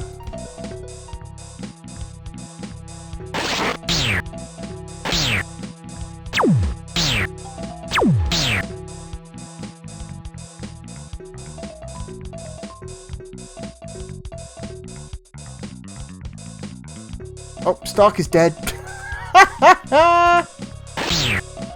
You succumb to your greatest enemy, death.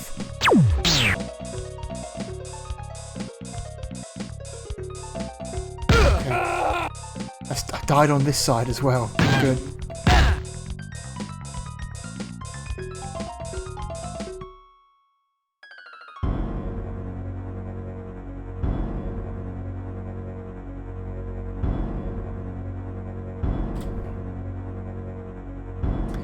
Alright, let's load up the sync one. Alright, let's just talk to this woman again. Stop! Haven't. Where? Let's. They got you? Hey, I'm. Sign me up. That is what you're getting at. Okay, so You yes. just got yourself one of the best deckers in Manhattan. But I don't... Alright, let's get out of here. Let's try New York map. Boy. Trying to sync up the voice acting version with the subtitle version is kind of a nightmare. For the love of Christ, if only they could just... Like, there is an opportunity here for an enterprising programmer. If they wanted to, they could create a patch for the CD version of this game that puts in like the text dialogue back in, and so you can read text and listen to the dialogue. Although we have actually witnessed some discrepancies between what we read and what we hear. There are definitely some differences in the dialogue. Not huge differences, but now and again you definitely notice there's a missing line or two. Okay, so we don't want to go to the cloisters. Electric Anarchy.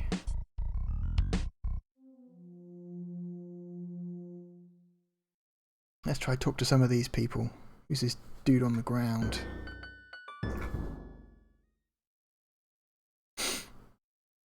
Well, what have we here?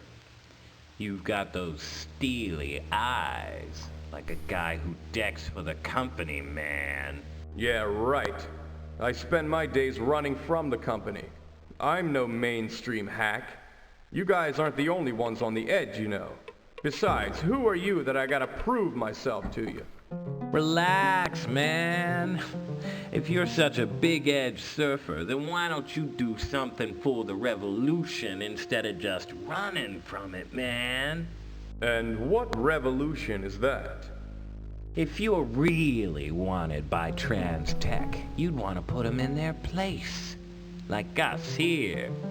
We believe the quest for information freedom can be achieved only by outright guerrilla tactics against the company that owns it all, man. Destruction of the megacorp machine we're all enslaved to. We gotta take it one step at a time. And I got a little task that needs doing. Involves knocking off a big shot Trans-Tech pig. We got 10 grand to pay you for it. Probably ain't as much as you're used to. But you'd be doing it for the cause. You into it? Ooh, do we take a job? We need you to hit the security director, the King of the Pigs, at the Brooklyn headquarters. The guy's a heartless bastard, instructing the whole pig army to track down the freaks on the cyber crackdown list and kill him in cold blood. He deserves to die, but none of us can get away with it. We're all recognized on TransTech security scanners with instructions to shoot on sight. Do this for us, and you got 10 grand coming. Okay, we just took an assassination job. Don't know if we'll get to it though. Who's this guy in green by the barrel? Get out of here, mister. Nihilistic isn't gonna like you hanging around here. Nihilistic. It's a great name. Who's the guy in yellow? What are you here looking for? Nihilistic. Work? Drugs? There's nothing here for you. We got things to do. Revolution to plan. Plus, I gotta worry about keeping this little runt alive. He's always whining. I'm hungry. I miss my friends. Please don't hurt me. Really gets on your nerves, you know? If it's such a drag, why don't you just dump him on a government agency? Someone will take him. 'Cause he's more than just an ordinary kid. He's valuable to us. Can't tell you why. Only thing is, I haven't been able to beat the info out of him yet. But I got plans for him tonight. You'll be talking soon enough. Jesus Christ. That's kind of fucked up. Okay, this streetwalker. What's up with her? Which side are you on, stranger? You're either in the net or out of the net, know what I mean? If you're asking if I ever rode the Matrix with TransTech breathing down my neck, then I'm on your side. Ah, a real freak. Then maybe you can help me. Ever get your hands on any top-level soul boxes? I've been looking for one. If you're interested, I've got an offer. You get me the soul box so that I can ride the dragon, and I'll give you a freaky way to get rid of TransTech pigs. Deal? Okay, yeah, sure, why not? Great! I've got a powerful sleeping gas that will knock out a room full of people. Could come in handy for a guy like you. Bring me the soul box. Okay. So, her profile image in that dialogue, she looked like a woman of African descent, and the sprite that I clicked on to talk to her is very much a white girl. I don't think they matched up the sprites very well with the characters they're meant to represent. Okay, who's this guy in the white jacket? Stark, how have you been? And what's Rimmer doing here? You know I'm waking cloaked. Garrick, I need you. You're one of the slickest deckers in the biz, and I'm a dead man without you. Rimmer says you can be spared from this job. We've got something bigger to deal with. Rimmer will tell you all about it. You've saved my hide in the net more times than I care to count, Stark. Looks like Rimmer thinks it's important. If you need me, I'm in. Garrick, it's good to see you're still breathing. When you freelance for gangers, I'm never sure whether or not you're gonna come home in a body bag. This job may not be much safer, but at least we know who our friends are, right? And I know you'd rather be associated with Stark any day. Living, dead, or undead. I think they got the wrong voice actor to voice that line. That was clearly meant to be voiced by the woman, but Huh. Oh boy. Oh no.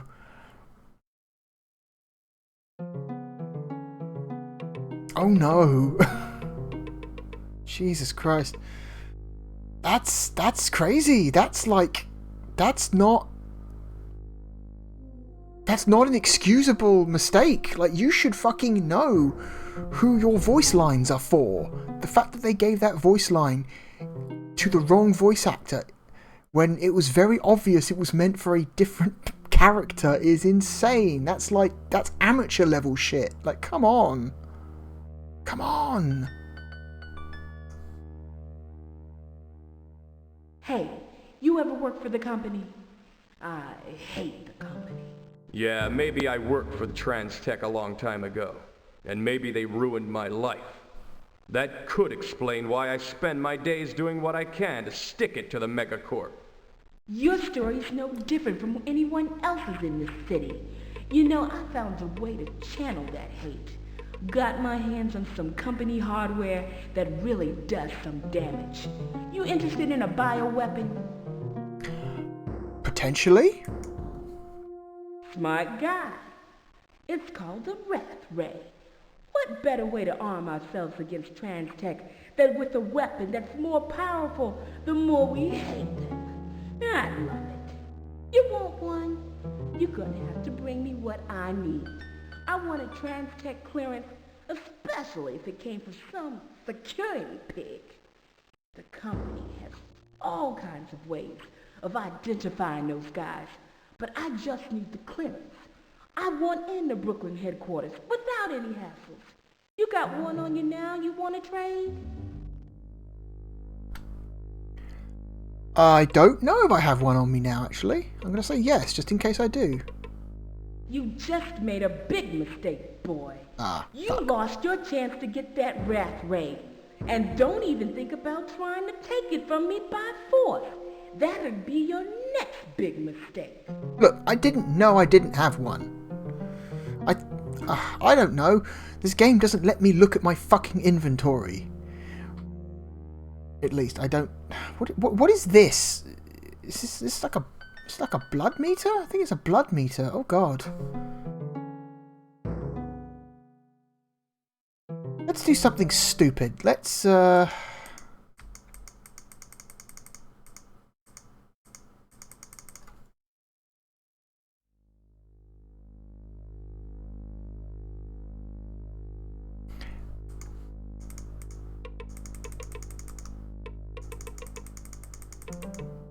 Okay, let's do something stupid. Bite. Right click on your victim. Let's try and bite this woman. I mean, she doesn't know we're a vampire, right?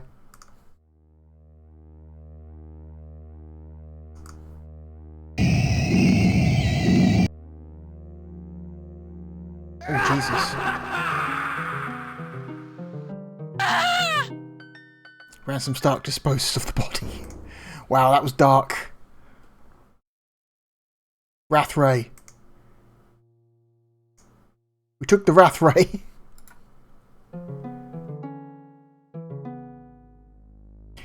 Stark, you kept telling me you had real problems, but I didn't think they were this bad. And core AI beginning to malfunction. Estimate that I'll cease functioning in a matter of hours. Still can't you believe that's my old buddy, Stark? Man, you have changed. Have you changed? Oh yeah, they saw me do it.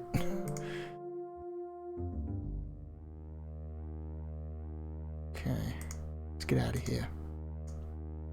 That is a thing you can do. You can just bite and kill random people on the street. It's kind of funny that your party members have something to say about it.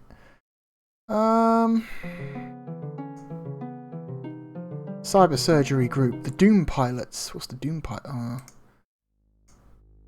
Van Helsing's penthouse. Tell you what, let's create another sync point.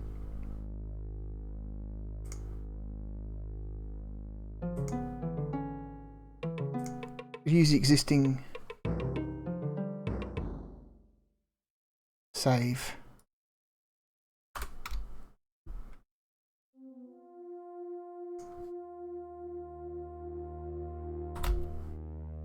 Okay.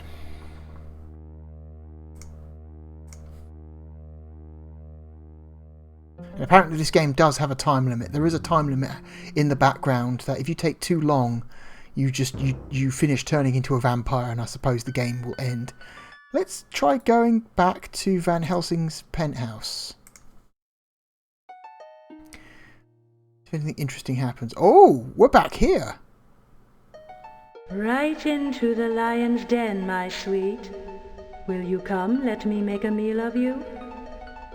Or will you make a game of it and play cat and mouse with me? Either way, the cat will surely get her dinner. Why doesn't the cat go play in traffic? Shh! Don't get too excited, my dear. Your hot blood will flow too quickly, and I don't want to lose a tasty drop. Oh, is this combat? Oh, we fucked up. I think we fucked up.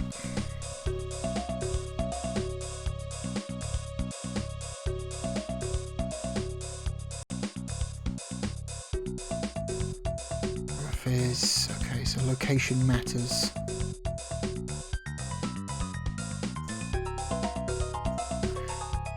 Yeah, we're going to lose this fight. This seems like a really dumb place to go. Like this seems like an end game location that you come to when you're like ready to finish the game.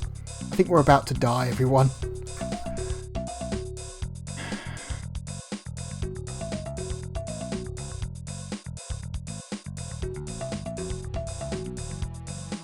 So everyone automatically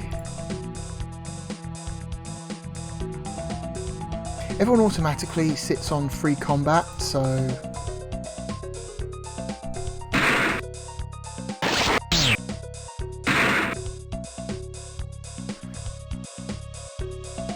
everyone move. Claude missed. Okay, it gives you like a breakdown of what's happening. Whoa.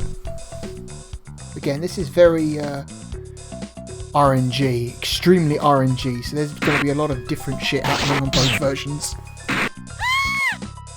Well, she's dead.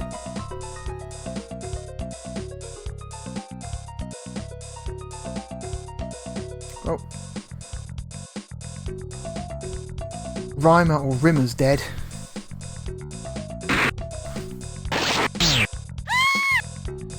Got one of the vampires.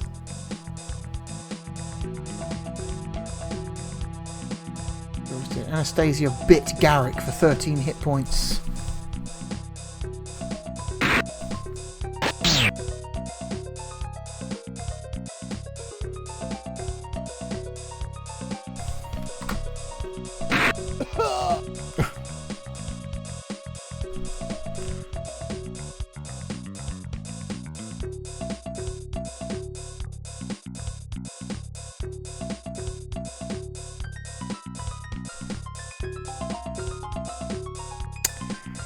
Yeah, and we're dead. Ansem Stark is dead.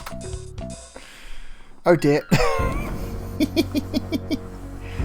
Yeah, the combat in this game seems like difficult in like a way that's difficult to understand.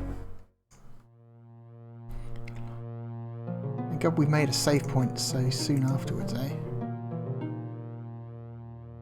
Alright, where else can we go? So we don't want to go to the cloisters because there's combat there.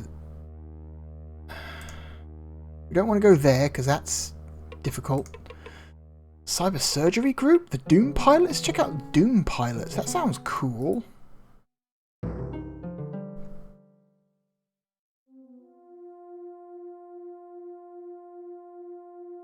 Okay, it's just another alleyway full of losers.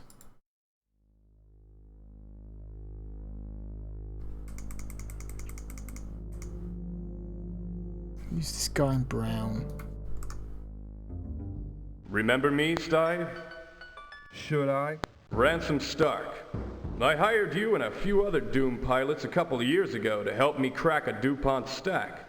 You were good. Let us out of Transtech C-Space. Hell, I still don't have a clue how to do that. Yeah, I remember you. We carried your butt on that one. We don't contract anymore, so if you're talent hunting, try the Flux Riders. Those little losers still whore themselves. You want me to believe the Doom pilots don't slip the net anymore? Didn't say that, did I? Said we don't hire out. Hypocritical? We ran about information freedom and total access. Then we handed over to the big wallets. Now we're living what we talk. even negotiating with the Kafka conspiracy about joint action. My loss then, Stive. You're the best. Freedom fighter now, Stark. Okay. Woman in white, who are you? Now you I know. Remember? We cracked the Citibank virtual commodities portfolio and downloaded the entire D-base into a Bank of Beirut cluster. Afterwards, we spent 3 days celebrating at the Club Med Orbital. Yeah, I remember. I hope you're not here trying to relive old glories. I wish. Its present nightmares keep me moving these days. Handling some dangerous scenarios. May involve the company. May? Company's not usually very subtle about its presence. No, but some of its individuals are. Problem is, you can't always tell how deep Transtech has their hooks into somebody. Find out. You got a deck. Use it. Transtech External Security maintains a cluster loaded with records on half the people in the city. Doom pilots are out of the business. But there are other decks for sale if you want to melt security's ice. The address for their cluster is TT Heat. TT Heat. Thanks. You didn't have to do that. One for pleasant memories. Don't be reckless. Net's thick with cages, and security isn't just clipping wings. Streets buzzing about summary executions, about the company leaving angels to rot in cages. Any pilots dealing cloaks? Never warm enough to be stripping cloaks. Transtech headquarters is still the best place for latest hardware, but you either need a mole inside or an army to invade the place. Big building. Easy to get lost in. Others have done it. Yeah, and a lot more others have gotten shot apart in there. Must be some action for you to be considering a run on the headquarters. I like the weird effect they put on her voice. That's kind of neat. Okay, man in red, what is your deal? What I'm hearing true? Pilots not freejacking anymore? Yeah, you heard that. Guess I'm out of luck. Who you humping for? Probably undercover for Transtech. Maybe hiring out to some penthouse wallet who wants to lay his eyes on restricted data. Telling me a Doom pilot has problems with that? I got a problem with the company making a fortune fencing off cyberspace and the fact that only people who can afford a deck jockey get access that everyone deserves. If the Doom pilots are copying an attitude, I can live with it. Not like I haven't melted ice before. If you're gonna do it, try it with a little vasopressin or Siloblossom in you. It gives you a more seamless mind-C-space interface. Movements become more intuitive. Dealer named Madame Mescal deals with stuff. You can find her at 91st and Broadway. Mention my name if you have to. 91st and Broadway. Okay. Yeah, again, this is a game that requires note-taking. Stark, how have you been? It's been a while. Looks like you've been surfing the edge but got too close to the blade, my friend. You look like hell. You know, there's talk you got your hands on Incubus. I always knew you were a guy who had everything. This confirms it. Ah, come on. Seriously, I'd like to help out. I know you've got to finance this little endeavor of yours. I just hit the motherlode. Got the cyberspace address of the Bank of New York. Why shouldn't I let an old friend have the privilege of going in and giving himself a little advance now and again, right? But I do need one thing. I need a level 4 cloaking chip. I've been dangerously close to getting caught in the net lately. I'm on to something big. I don't want to lose it. Can we help each other out? I'm going to assume I don't have one of those. Suit yourself. Could have made out pretty well for yourself with that bank code. Okay. Well, I'll come back if I find one. Stark, Good to see you again. Hello, We were Graham. just talking about you yesterday. Listen, you'd be wise to stay low. Word on the street is that you got someone big after you. Damn shame about what happened to you. I'd talk to Sis Config if I were you. She may be able to help you out. Yeah, but where is she? Okay. I forget who sysconfig is. Is this sysconfig? Oh yeah, we've already spoken to her. I forget what the address she gave us was. Uh-oh.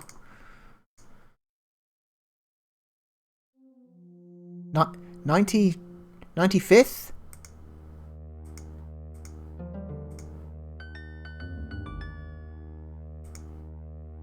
Oh, 96th.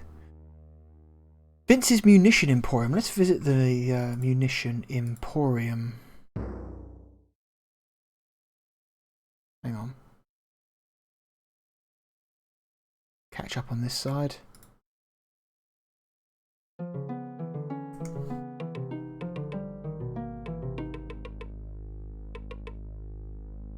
Come on.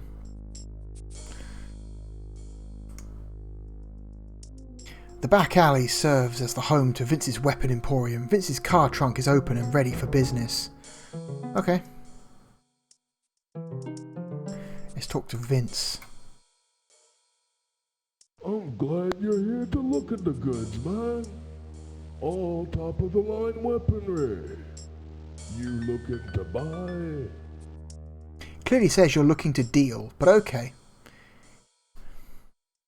Yes. I love my Uzi. Okay. Assault rifle. Riot stopper stun rifle.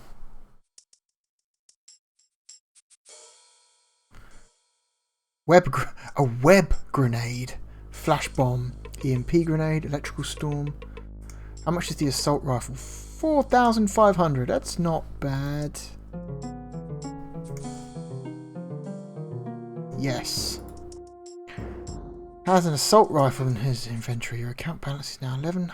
Okay. Ooh. Ooh.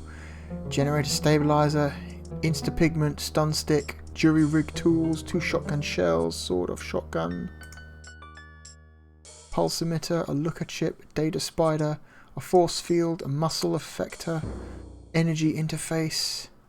Laser rifle, assault rifle magazine. Oh, we need to buy some ammo for our assault rifle, don't we? Yeah, we need ammunition. Having the best bargaining and fast talk skills, Rimmer Fizz negotiates the assault rifle magazine price to $243. That's pretty cool. So, like, having certain people in your party affects. Can affect certain things that you do. That's neat. Like this is a cool game. It is trying some really interesting things. It just doesn't. Sometimes the interface gets in the way. Sales power cells. Let's buy another assault rifle magazine. Yes.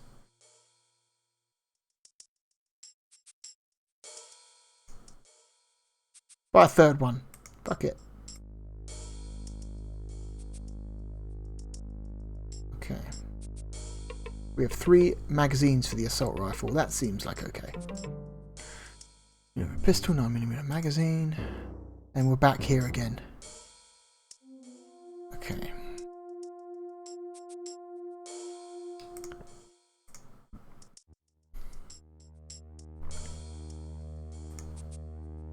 Madame Mescal.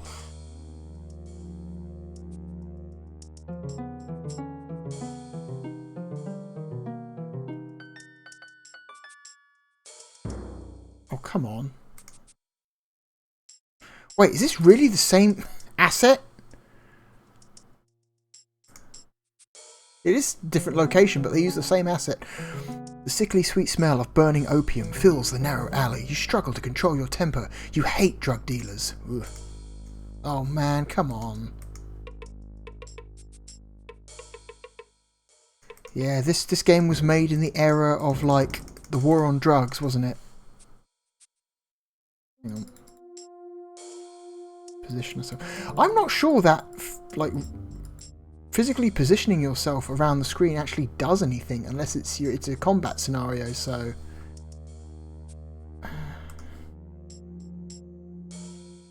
In the market for a little medicine today, my boy? Let's see what she's got for sale. See, I forget what this shit even does. Neurotropophetamine. Phylocarpine molder. Vita compound G. Red lifter. Vasopressin. Transtech clearance badge. What?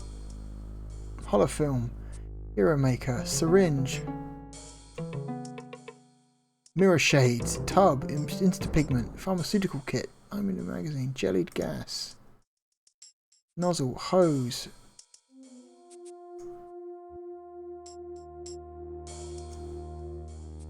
Okay, that clearance badge seems like something you would actually want. Transtech clearance badge. Having the best bargaining and fast talk skills. 4,500. Yes.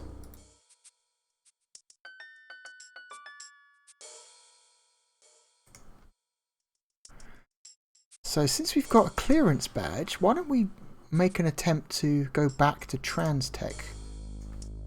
Okay, let's save again.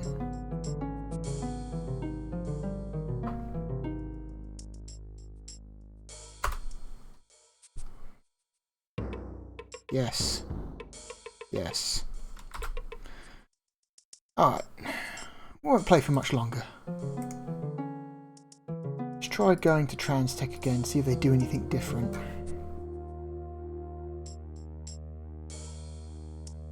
Museum of Art, Central Park, Flux Riders, Strawberry Fields. There's so many different... There are so many places you can go. St. Patrick's Cathedral, Times Square, The Abyss, Bellevue Hospital.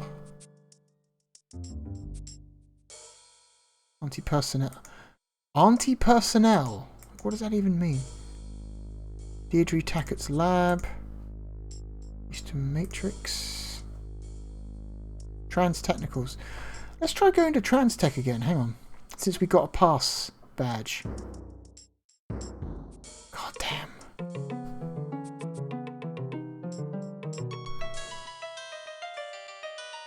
Okay, we've got a clearance badge. Let us in. Ugh, I never did like coming into this place. No matter how many times I've been in here, that statue still gives me the creeps. And again, if you've got certain... Check for clearance badge is negative. Admission to headquarters denied. I've got a clearance badge. I bought one.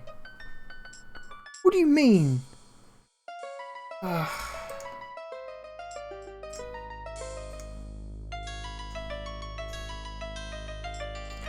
what's going on at the hospital?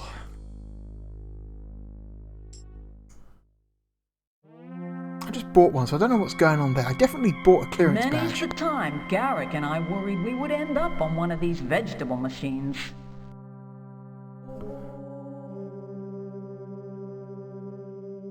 Talk to this doctor over here. What do you want? If you need to see a doctor, she's in the other room. This room's off limits. Hey, all these guys in here look like they've got the same thing. Hooked up to the same machines. What ward is this? What do I look like, a tour guide? I don't have time for this. Listen, yeah, I'm doctoring here. Day in and day out. Burnouts. They're not even alive, if you ask me. Only reason they have breath in their bodies is because we pump it in. God knows where their minds are in the net. Unfortunately for these veggies, their families are rich enough to keep them alive in here. Some life. Poor saps that come in here to visit actually think these guys are gonna be up and around someday. So we pump them full of muscle atrophy preventatives, and we give them therapy. What's the point? All the king's men aren't gonna be able to put these unlucky fools' minds back together again. So they just lost decking integrity, that it? Some just plain burned out. One too many decks, I guess. Couple of them are said to have wandered too close to Transtech. Fools. Nobody's gonna ever catch me messing with the corp. I like to breathe on my own, thank you very much. Now, This ain't no freak show. Why don't you hurry on out of here? I got work to do. Jesus. Who's this person leaning over a chair?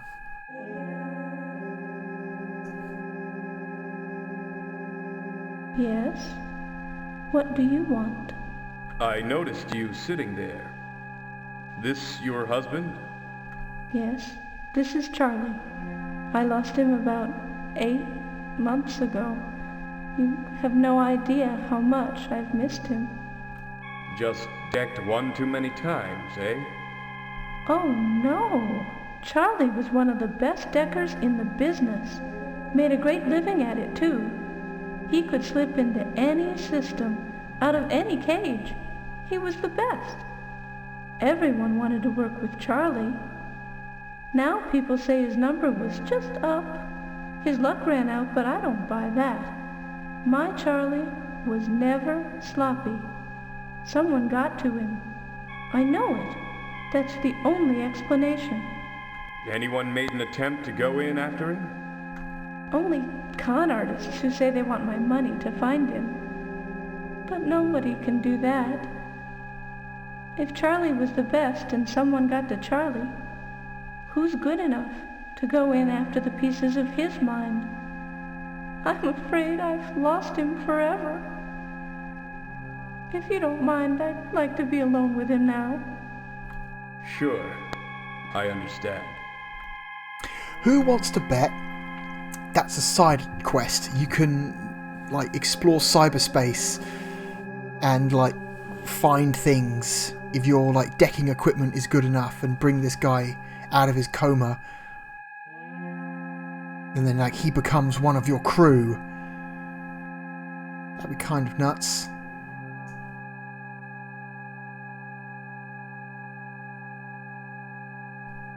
What's this? It's the hospital. Auntie Personnel. What's Auntie Personnel?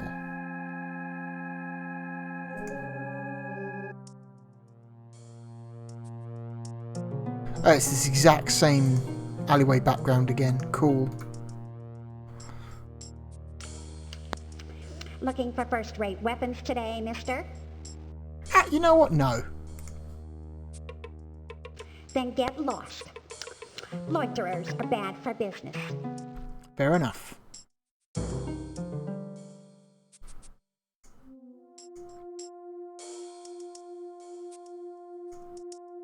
The Abyss. St. Patrick's Cathedral.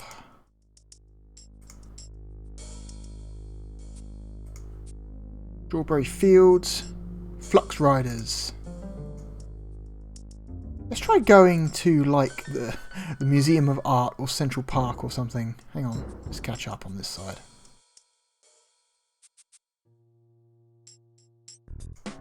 Museum of Art, here we go. You don't exactly look like one of the crowd. I'm here with a friend. Must be some friend to get into this joint. Ever since they closed off the Met to the public, the place is full of these rich brats every night. They seem harmless. Yeah? Well, they supposedly closed off the place to protect the artifacts from us working-class vandals. And what happens? These rich guys trash the place. I gotta go. Gotta keep an eye on these clowns. Oh, there's a few people here. Who's the person sitting in the chair? Hang on, catching up. Hello there, young man. Hope you're enjoying yourself. I haven't seen you at any of our regular gatherings. Your dress is a tad unorthodox. You look better suited to a more exclusive club I used to belong to, the Hellfire Club. Crazy things going on there. Crazy. You remember?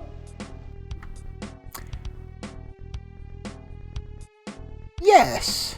Then you know how crazy it is. You're smart to be here tonight. Who knows what could happen to you there? Who's the person sitting at the back? Oh, it's the woman who spoke to us. You still here? Getting to like mingling with society, I take it. Okay, didn't have much to say. Alright.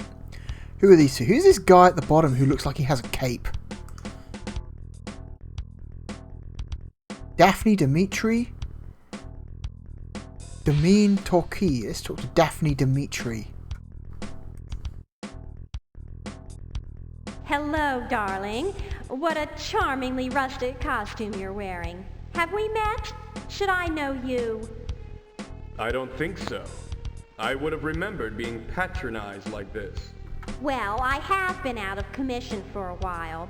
Damien and I finally had our baby. The longest 21 weeks of my life. I said I was going to do this the old-fashioned way, so I carried her for a full 5 months. What? Then I had her incubated for the rest.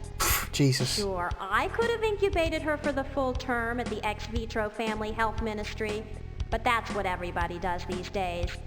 You have kids? Not that I know of. You at all familiar with the technology of it?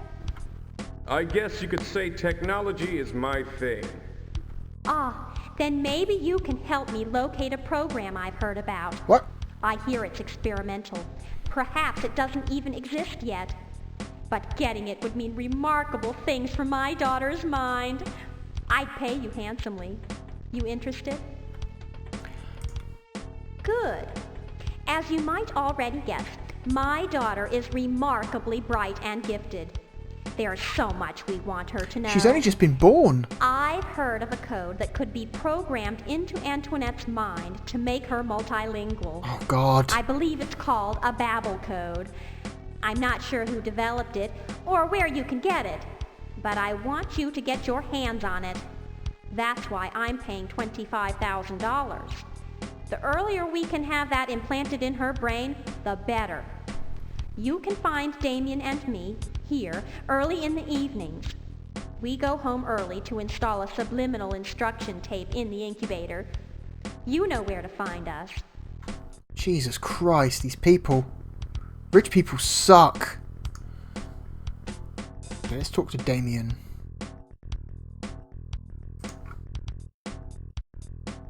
Yes, what is it? Going around all evening striking up conversations with people who don't know you and don't want to know you. How quaint. Please don't include me in your rounds. Lighten up. Life ain't that hard. You want conversation? Try my wife Dauphine here. She's the socialite. Lives It was for Daphne, it. I mean, but okay. Look at her. Beautiful, isn't she? She just had a baby 2 weeks ago, and she's already worried about the kid getting to know the right people. She amazes me. That kid's going to have the best of everything, I can tell you. Mixed with all the right crowds. Me, I hate this stuff. It's Dauphine who's got us where we are today. I can't stand people, hate them, hate having to make conversation with them, spend time with them. Honestly, I only really enjoy my own company. That baby of yours sounds like one lucky kid. Oh, she will be. Dauphine is seeing to it. It's our philosophy that the child should be like all the other things we've acquired in this life. Oh, Jesus. First rate. Finest breeding, obviously, upbringing, education, and there's no reason why she shouldn't benefit from the remarkable technology that makes the rest of life comfortable and state-of-the-art. I heard. She told me what she was after. Then why are you bothering me with your naive questions? This conversation has begun to tire me. Rich parents fucking suck. Oh my God. Temple of Dendur Room in the Metropolitan Museum of Art is the scene of a perpetual party with guests coming and going day and night. Once a very public centre of culture and civilization, the museum has become a social club for the city's elite. Oh, Jesus. Alright, one last location and we'll call it quits. Central Park. Let's go to Central Park.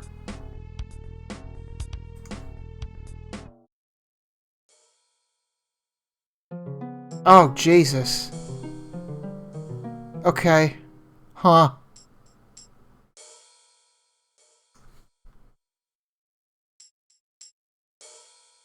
Hey, killer, look here. Can't do real damage without these. What are you talking about, kid? Slick Girl knows a merc when he sees one, and I got the stuff to do it with. Look here. Just junk, Slick Earl. No, sir. Killer, you can use this hose, this nozzle, and this here tub to make you a fine weapon. I'll give them to you for $300. 300? What makes you so sure I won't just take the things from you? 'Cause you a tough guy, but you sure wouldn't hurt no kid. Slick Girl can tell. You buy my valuables? Then you're a fool. But Slick Girl will be here when you wise up. Uh-huh.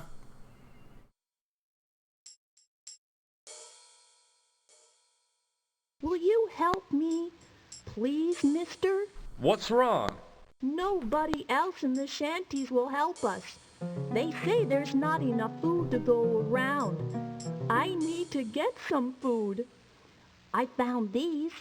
Maybe you could buy them from me for, say, $35 so I could get a couple meals? They're electrodes.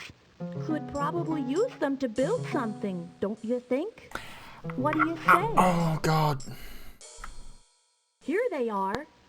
Why don't you tell the shackers to try to be as nice as you, mister? Cool. Electrode is placed in the inventory of Rimmer Fizz.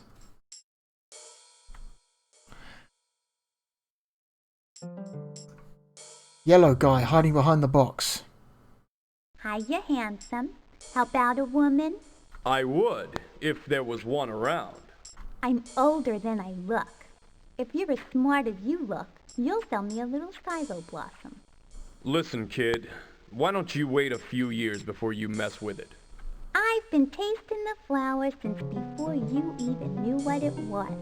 Get me some and I'll trade you for this old circuitry lining I found. I'll be waiting, handsome. Oh, God. Okay, green dude who is vibing over here. That's a hell of a set of eye gear you're wearing. Even a shacker like you could have your eyes treated at an experimental clinic. Their success rates are over 70% these days. Even if I would entrust myself to those butchers, they couldn't help me. It's not my eyes, but my mind that's going. I've got Hopkins-Bree syndrome. I can't always tell virtual reality from the real thing. The two overlap for me. These goggles filter things some, but still it's so disorienting. You can't know the horror of it. I have some idea.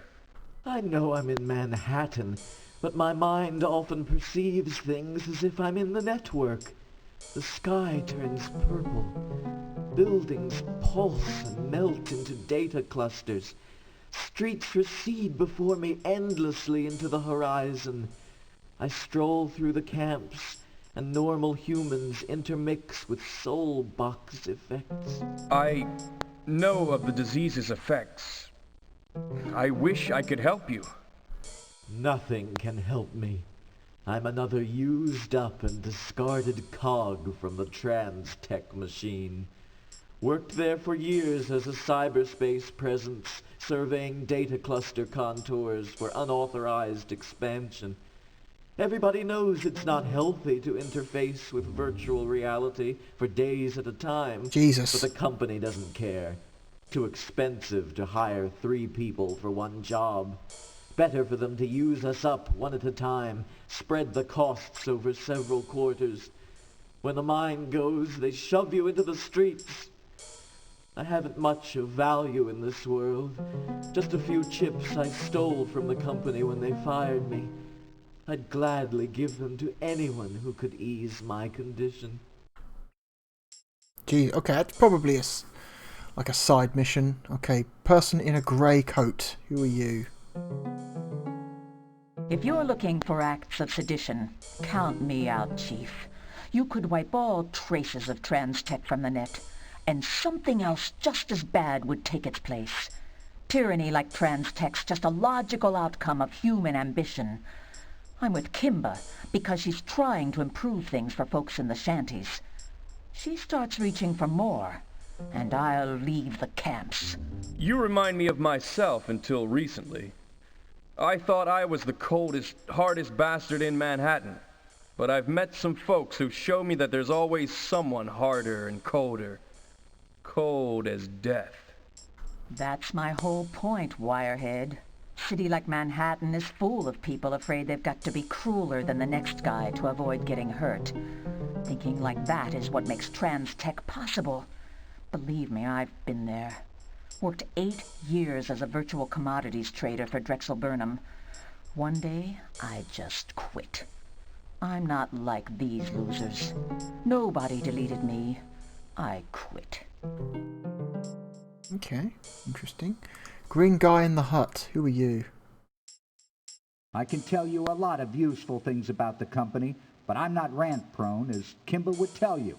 I'm just anger-ridden, sleep-deprived, and working on breather-induced energy for days and nights to show those corporate bastards the error of their ways. They dared delete me. They dared label me expendable. I designed and programmed whole segments of cyberspace, idiomized 3 entire semiotic alphabets, modified the source code for the data cluster matrix. My code was lean and graceful, not a wasted character, not an ounce of syntactic flab. Oh, you're an impressive guy. I can see why you're shacking on a mud field. Huh. You look like someone with weapons and money. What business do you have on the Great Lawn? I'm looking for former TransTech employees willing to earn some money informing on the company. Hard not to find a TransTech discount on the Great Lawn. Not that any of them would spill to an external security contractor.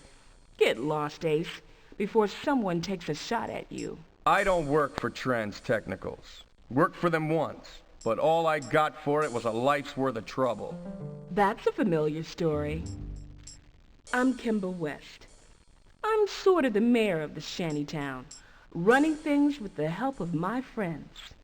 One way or another, we've all had a falling out with the company. I was a project supervisor, had 50 people working under me designing power systems. Along comes the Prometheus chip, and management axes our whole division. I protested the dismissal and was blackballed from ever working for one of the subsidiaries. It's been a long time since I've been through here. It's even more squalid than I remember. No kidding, Ace. Some of us are working to change that.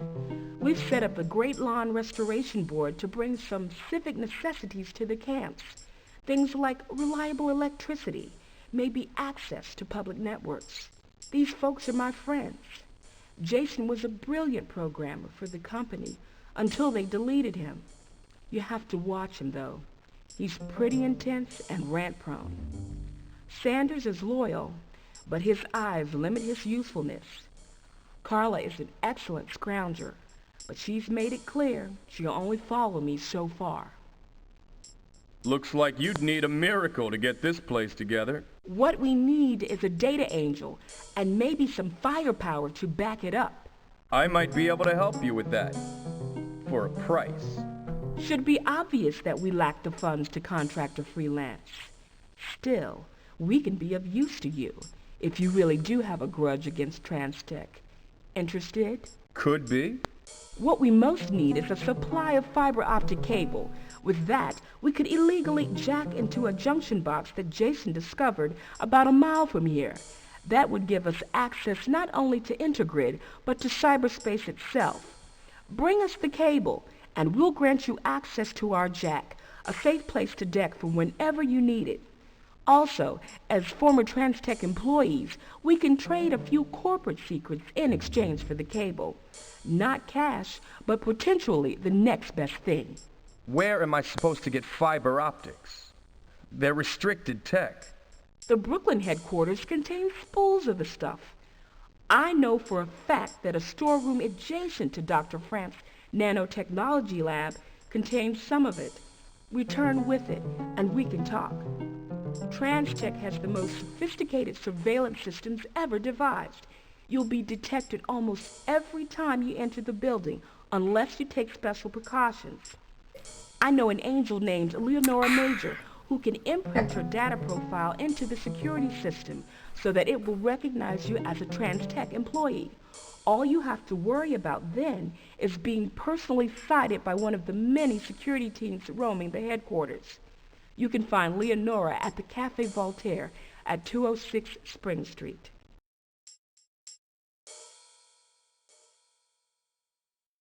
Shit. Okay. What's this? This green... Can I walk around here? No, I didn't mean to do that. Okay.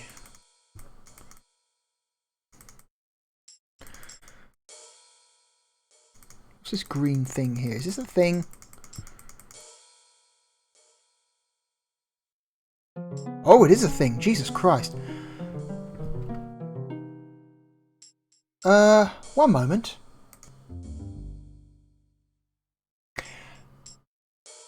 Okay, so, boy, this game just keeps going, and there's so many characters to talk to, and there's so many options, and there's a lot of things I just still don't understand about it. It is very... This is a very complicated game. From just number of options, the battle system seems kind of like complicated and obtuse in a way that's difficult to play. This game seems a little nuts. Let's save. I might pick this game up again at some point. I am very interested. I wish there was more of a... Again, a little bit more signposting.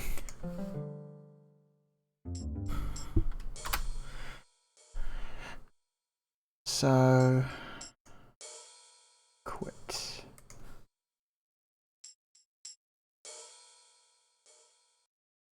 Huh. Well, that is a fascinating game.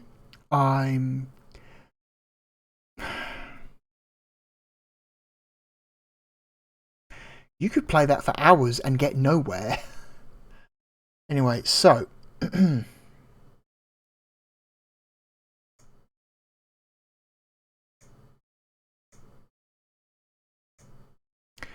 Let's...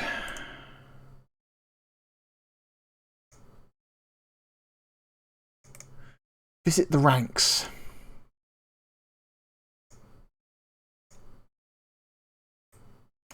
Where does BloodNet fit? Do I think BloodNet is a better game than Vampire the Masquerade Redemption? I'm going to say no. It's an incredibly obtuse game that's difficult to understand, and it does not help the player in the slightest. You have to be... Again, this, like, BloodNet seems like a game that requires extensive note-taking, because the game does not make notes for you. Also, the controls are not clear as well. Like, I'm picking up items and buying items, but there doesn't seem to be a way for me to look at my inventory, like, inventory, and it's like, how do I double check what I have? There doesn't seem to be an obvious way to check. Okay, is BloodNet better than Blood Omen? I'm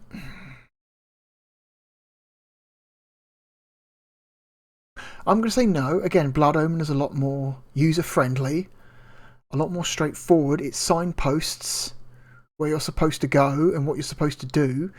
You can have... Okay, when I say that, I'm not saying that, more complicated games are bad.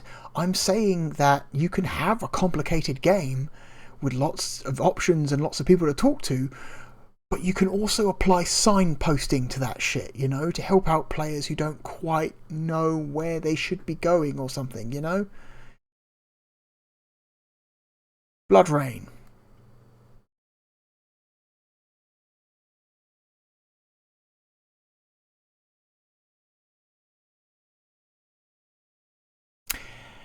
again,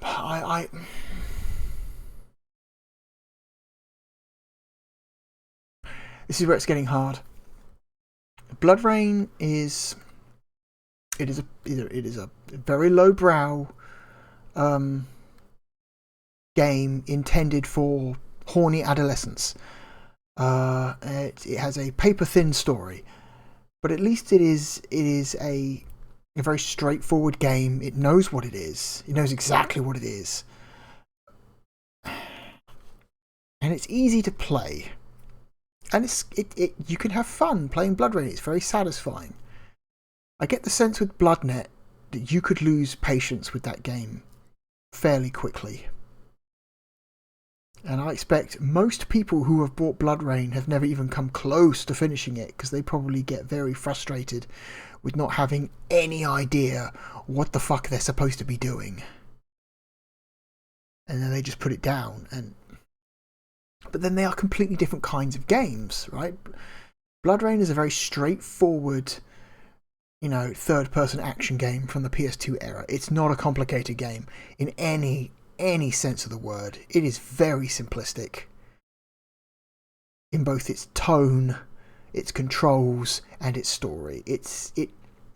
But that, again, that's not necessarily a negative. But it is also, again, it's a lot more playable. You could put Blood Rain in someone's hands, and within 15 minutes they know exactly what they should be doing. BloodNet's one of those games that requires experimentation and like a very, very high tolerance level for like Western RPG bullshit. And there's a lot of Western RPGs have a lot of bullshit. Even the ones with really good stories, that you still have to dredge through that bullshit to get to the interesting stories. So, is it a better game than Blade? Blade is very similar in some ways to Blood Rain, that it is a very straightforward third-person action game. But I would say Blade's storyline is even less inspired than Blood Rain's, because at least Blood Rain is working with an original story that somebody had to write. Blade is just a movie tie-in, so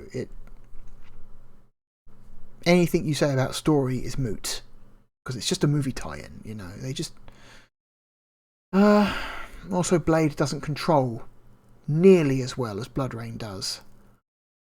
The only thing Blade has got going for it is that it is it is technically impressive for the hardware it's on at the time it was released. And it doesn't seem like a quick cash grab either. It seemed like the people who made it cared. But I'm willing to bet the people who made BloodNet cared a lot. Like, there's a lot of dialogue in there, there's a lot. It's very intense, very involved. There's a lot of systems. Not all of it's flagged or signposted very well, and like we encountered, some of the lines of dialogue are read by the wrong people, which is embarrassing, because that shit should not be happening.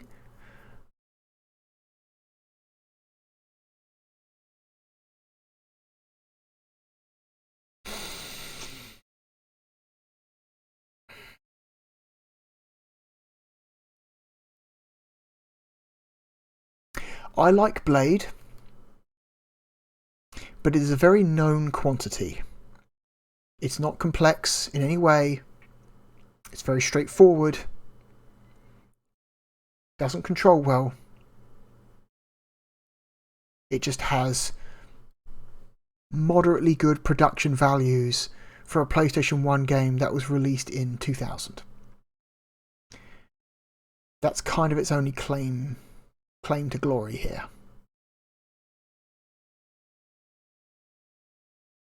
It's a very simplistic game, which is something that you could never label label BloodNet as. You could call BloodNet a lot of things, but you could never call it simple.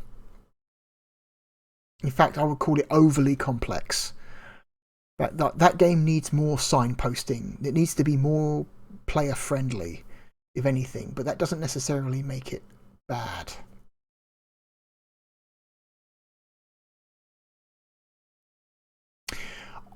Also, I'm kind of a sucker for hard cyberpunk. Always have been. Blade is, I've said this before, the Blade franchise is technically cyberpunk. It's near future tech, you know? It's a lot of stuff that doesn't exist, but you could imagine existing. Whereas BloodNet is hard cyberpunk. It's very hard cyberpunk. Like straight up like decking, you know, going into cyberspace and hacking mainframes and shit. And it's like, okay. There's a lot of like cyber, like 90s hacker slang being thrown around in that game, and it's kind of glorious, even if most of it doesn't make much sense. The aesthetic is glorious. I love the aesthetic of that game. It's very hard cyberpunk. Like, it's very obviously like the people who made that game were very obviously massive fans of Blade Runner. Like, it's got that kind of, you know, stuff like Blade Runner and Neuromancer and stuff like that. I'm going to say BloodNet is our new number 4.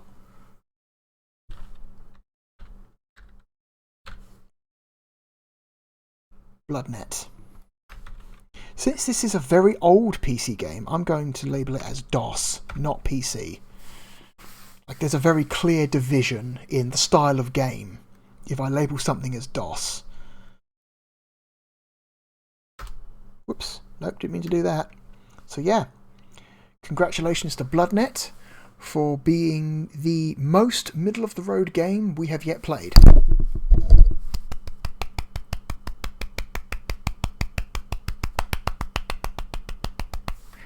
Congratulations to BloodNet for being our new number 4. But remember, we are far from done. We still have quite a few games to go. This list is not even halfway finished. The only game on this list that I truly dislike is Vampire Hunter D. I think everything else is, at the very least, decent, you know? So don't take this meaning that I like these games less now just because something is above them. There are plenty of games that we've yet to go through, and many of those could go down here somewhere. Some of them may even go lower than Vampire Hunter D. Who can say? But that is all for now. I will leave you until next time. And let me leave you with these wise words of wisdom. Keep fighting the system, script kiddies. Over and out.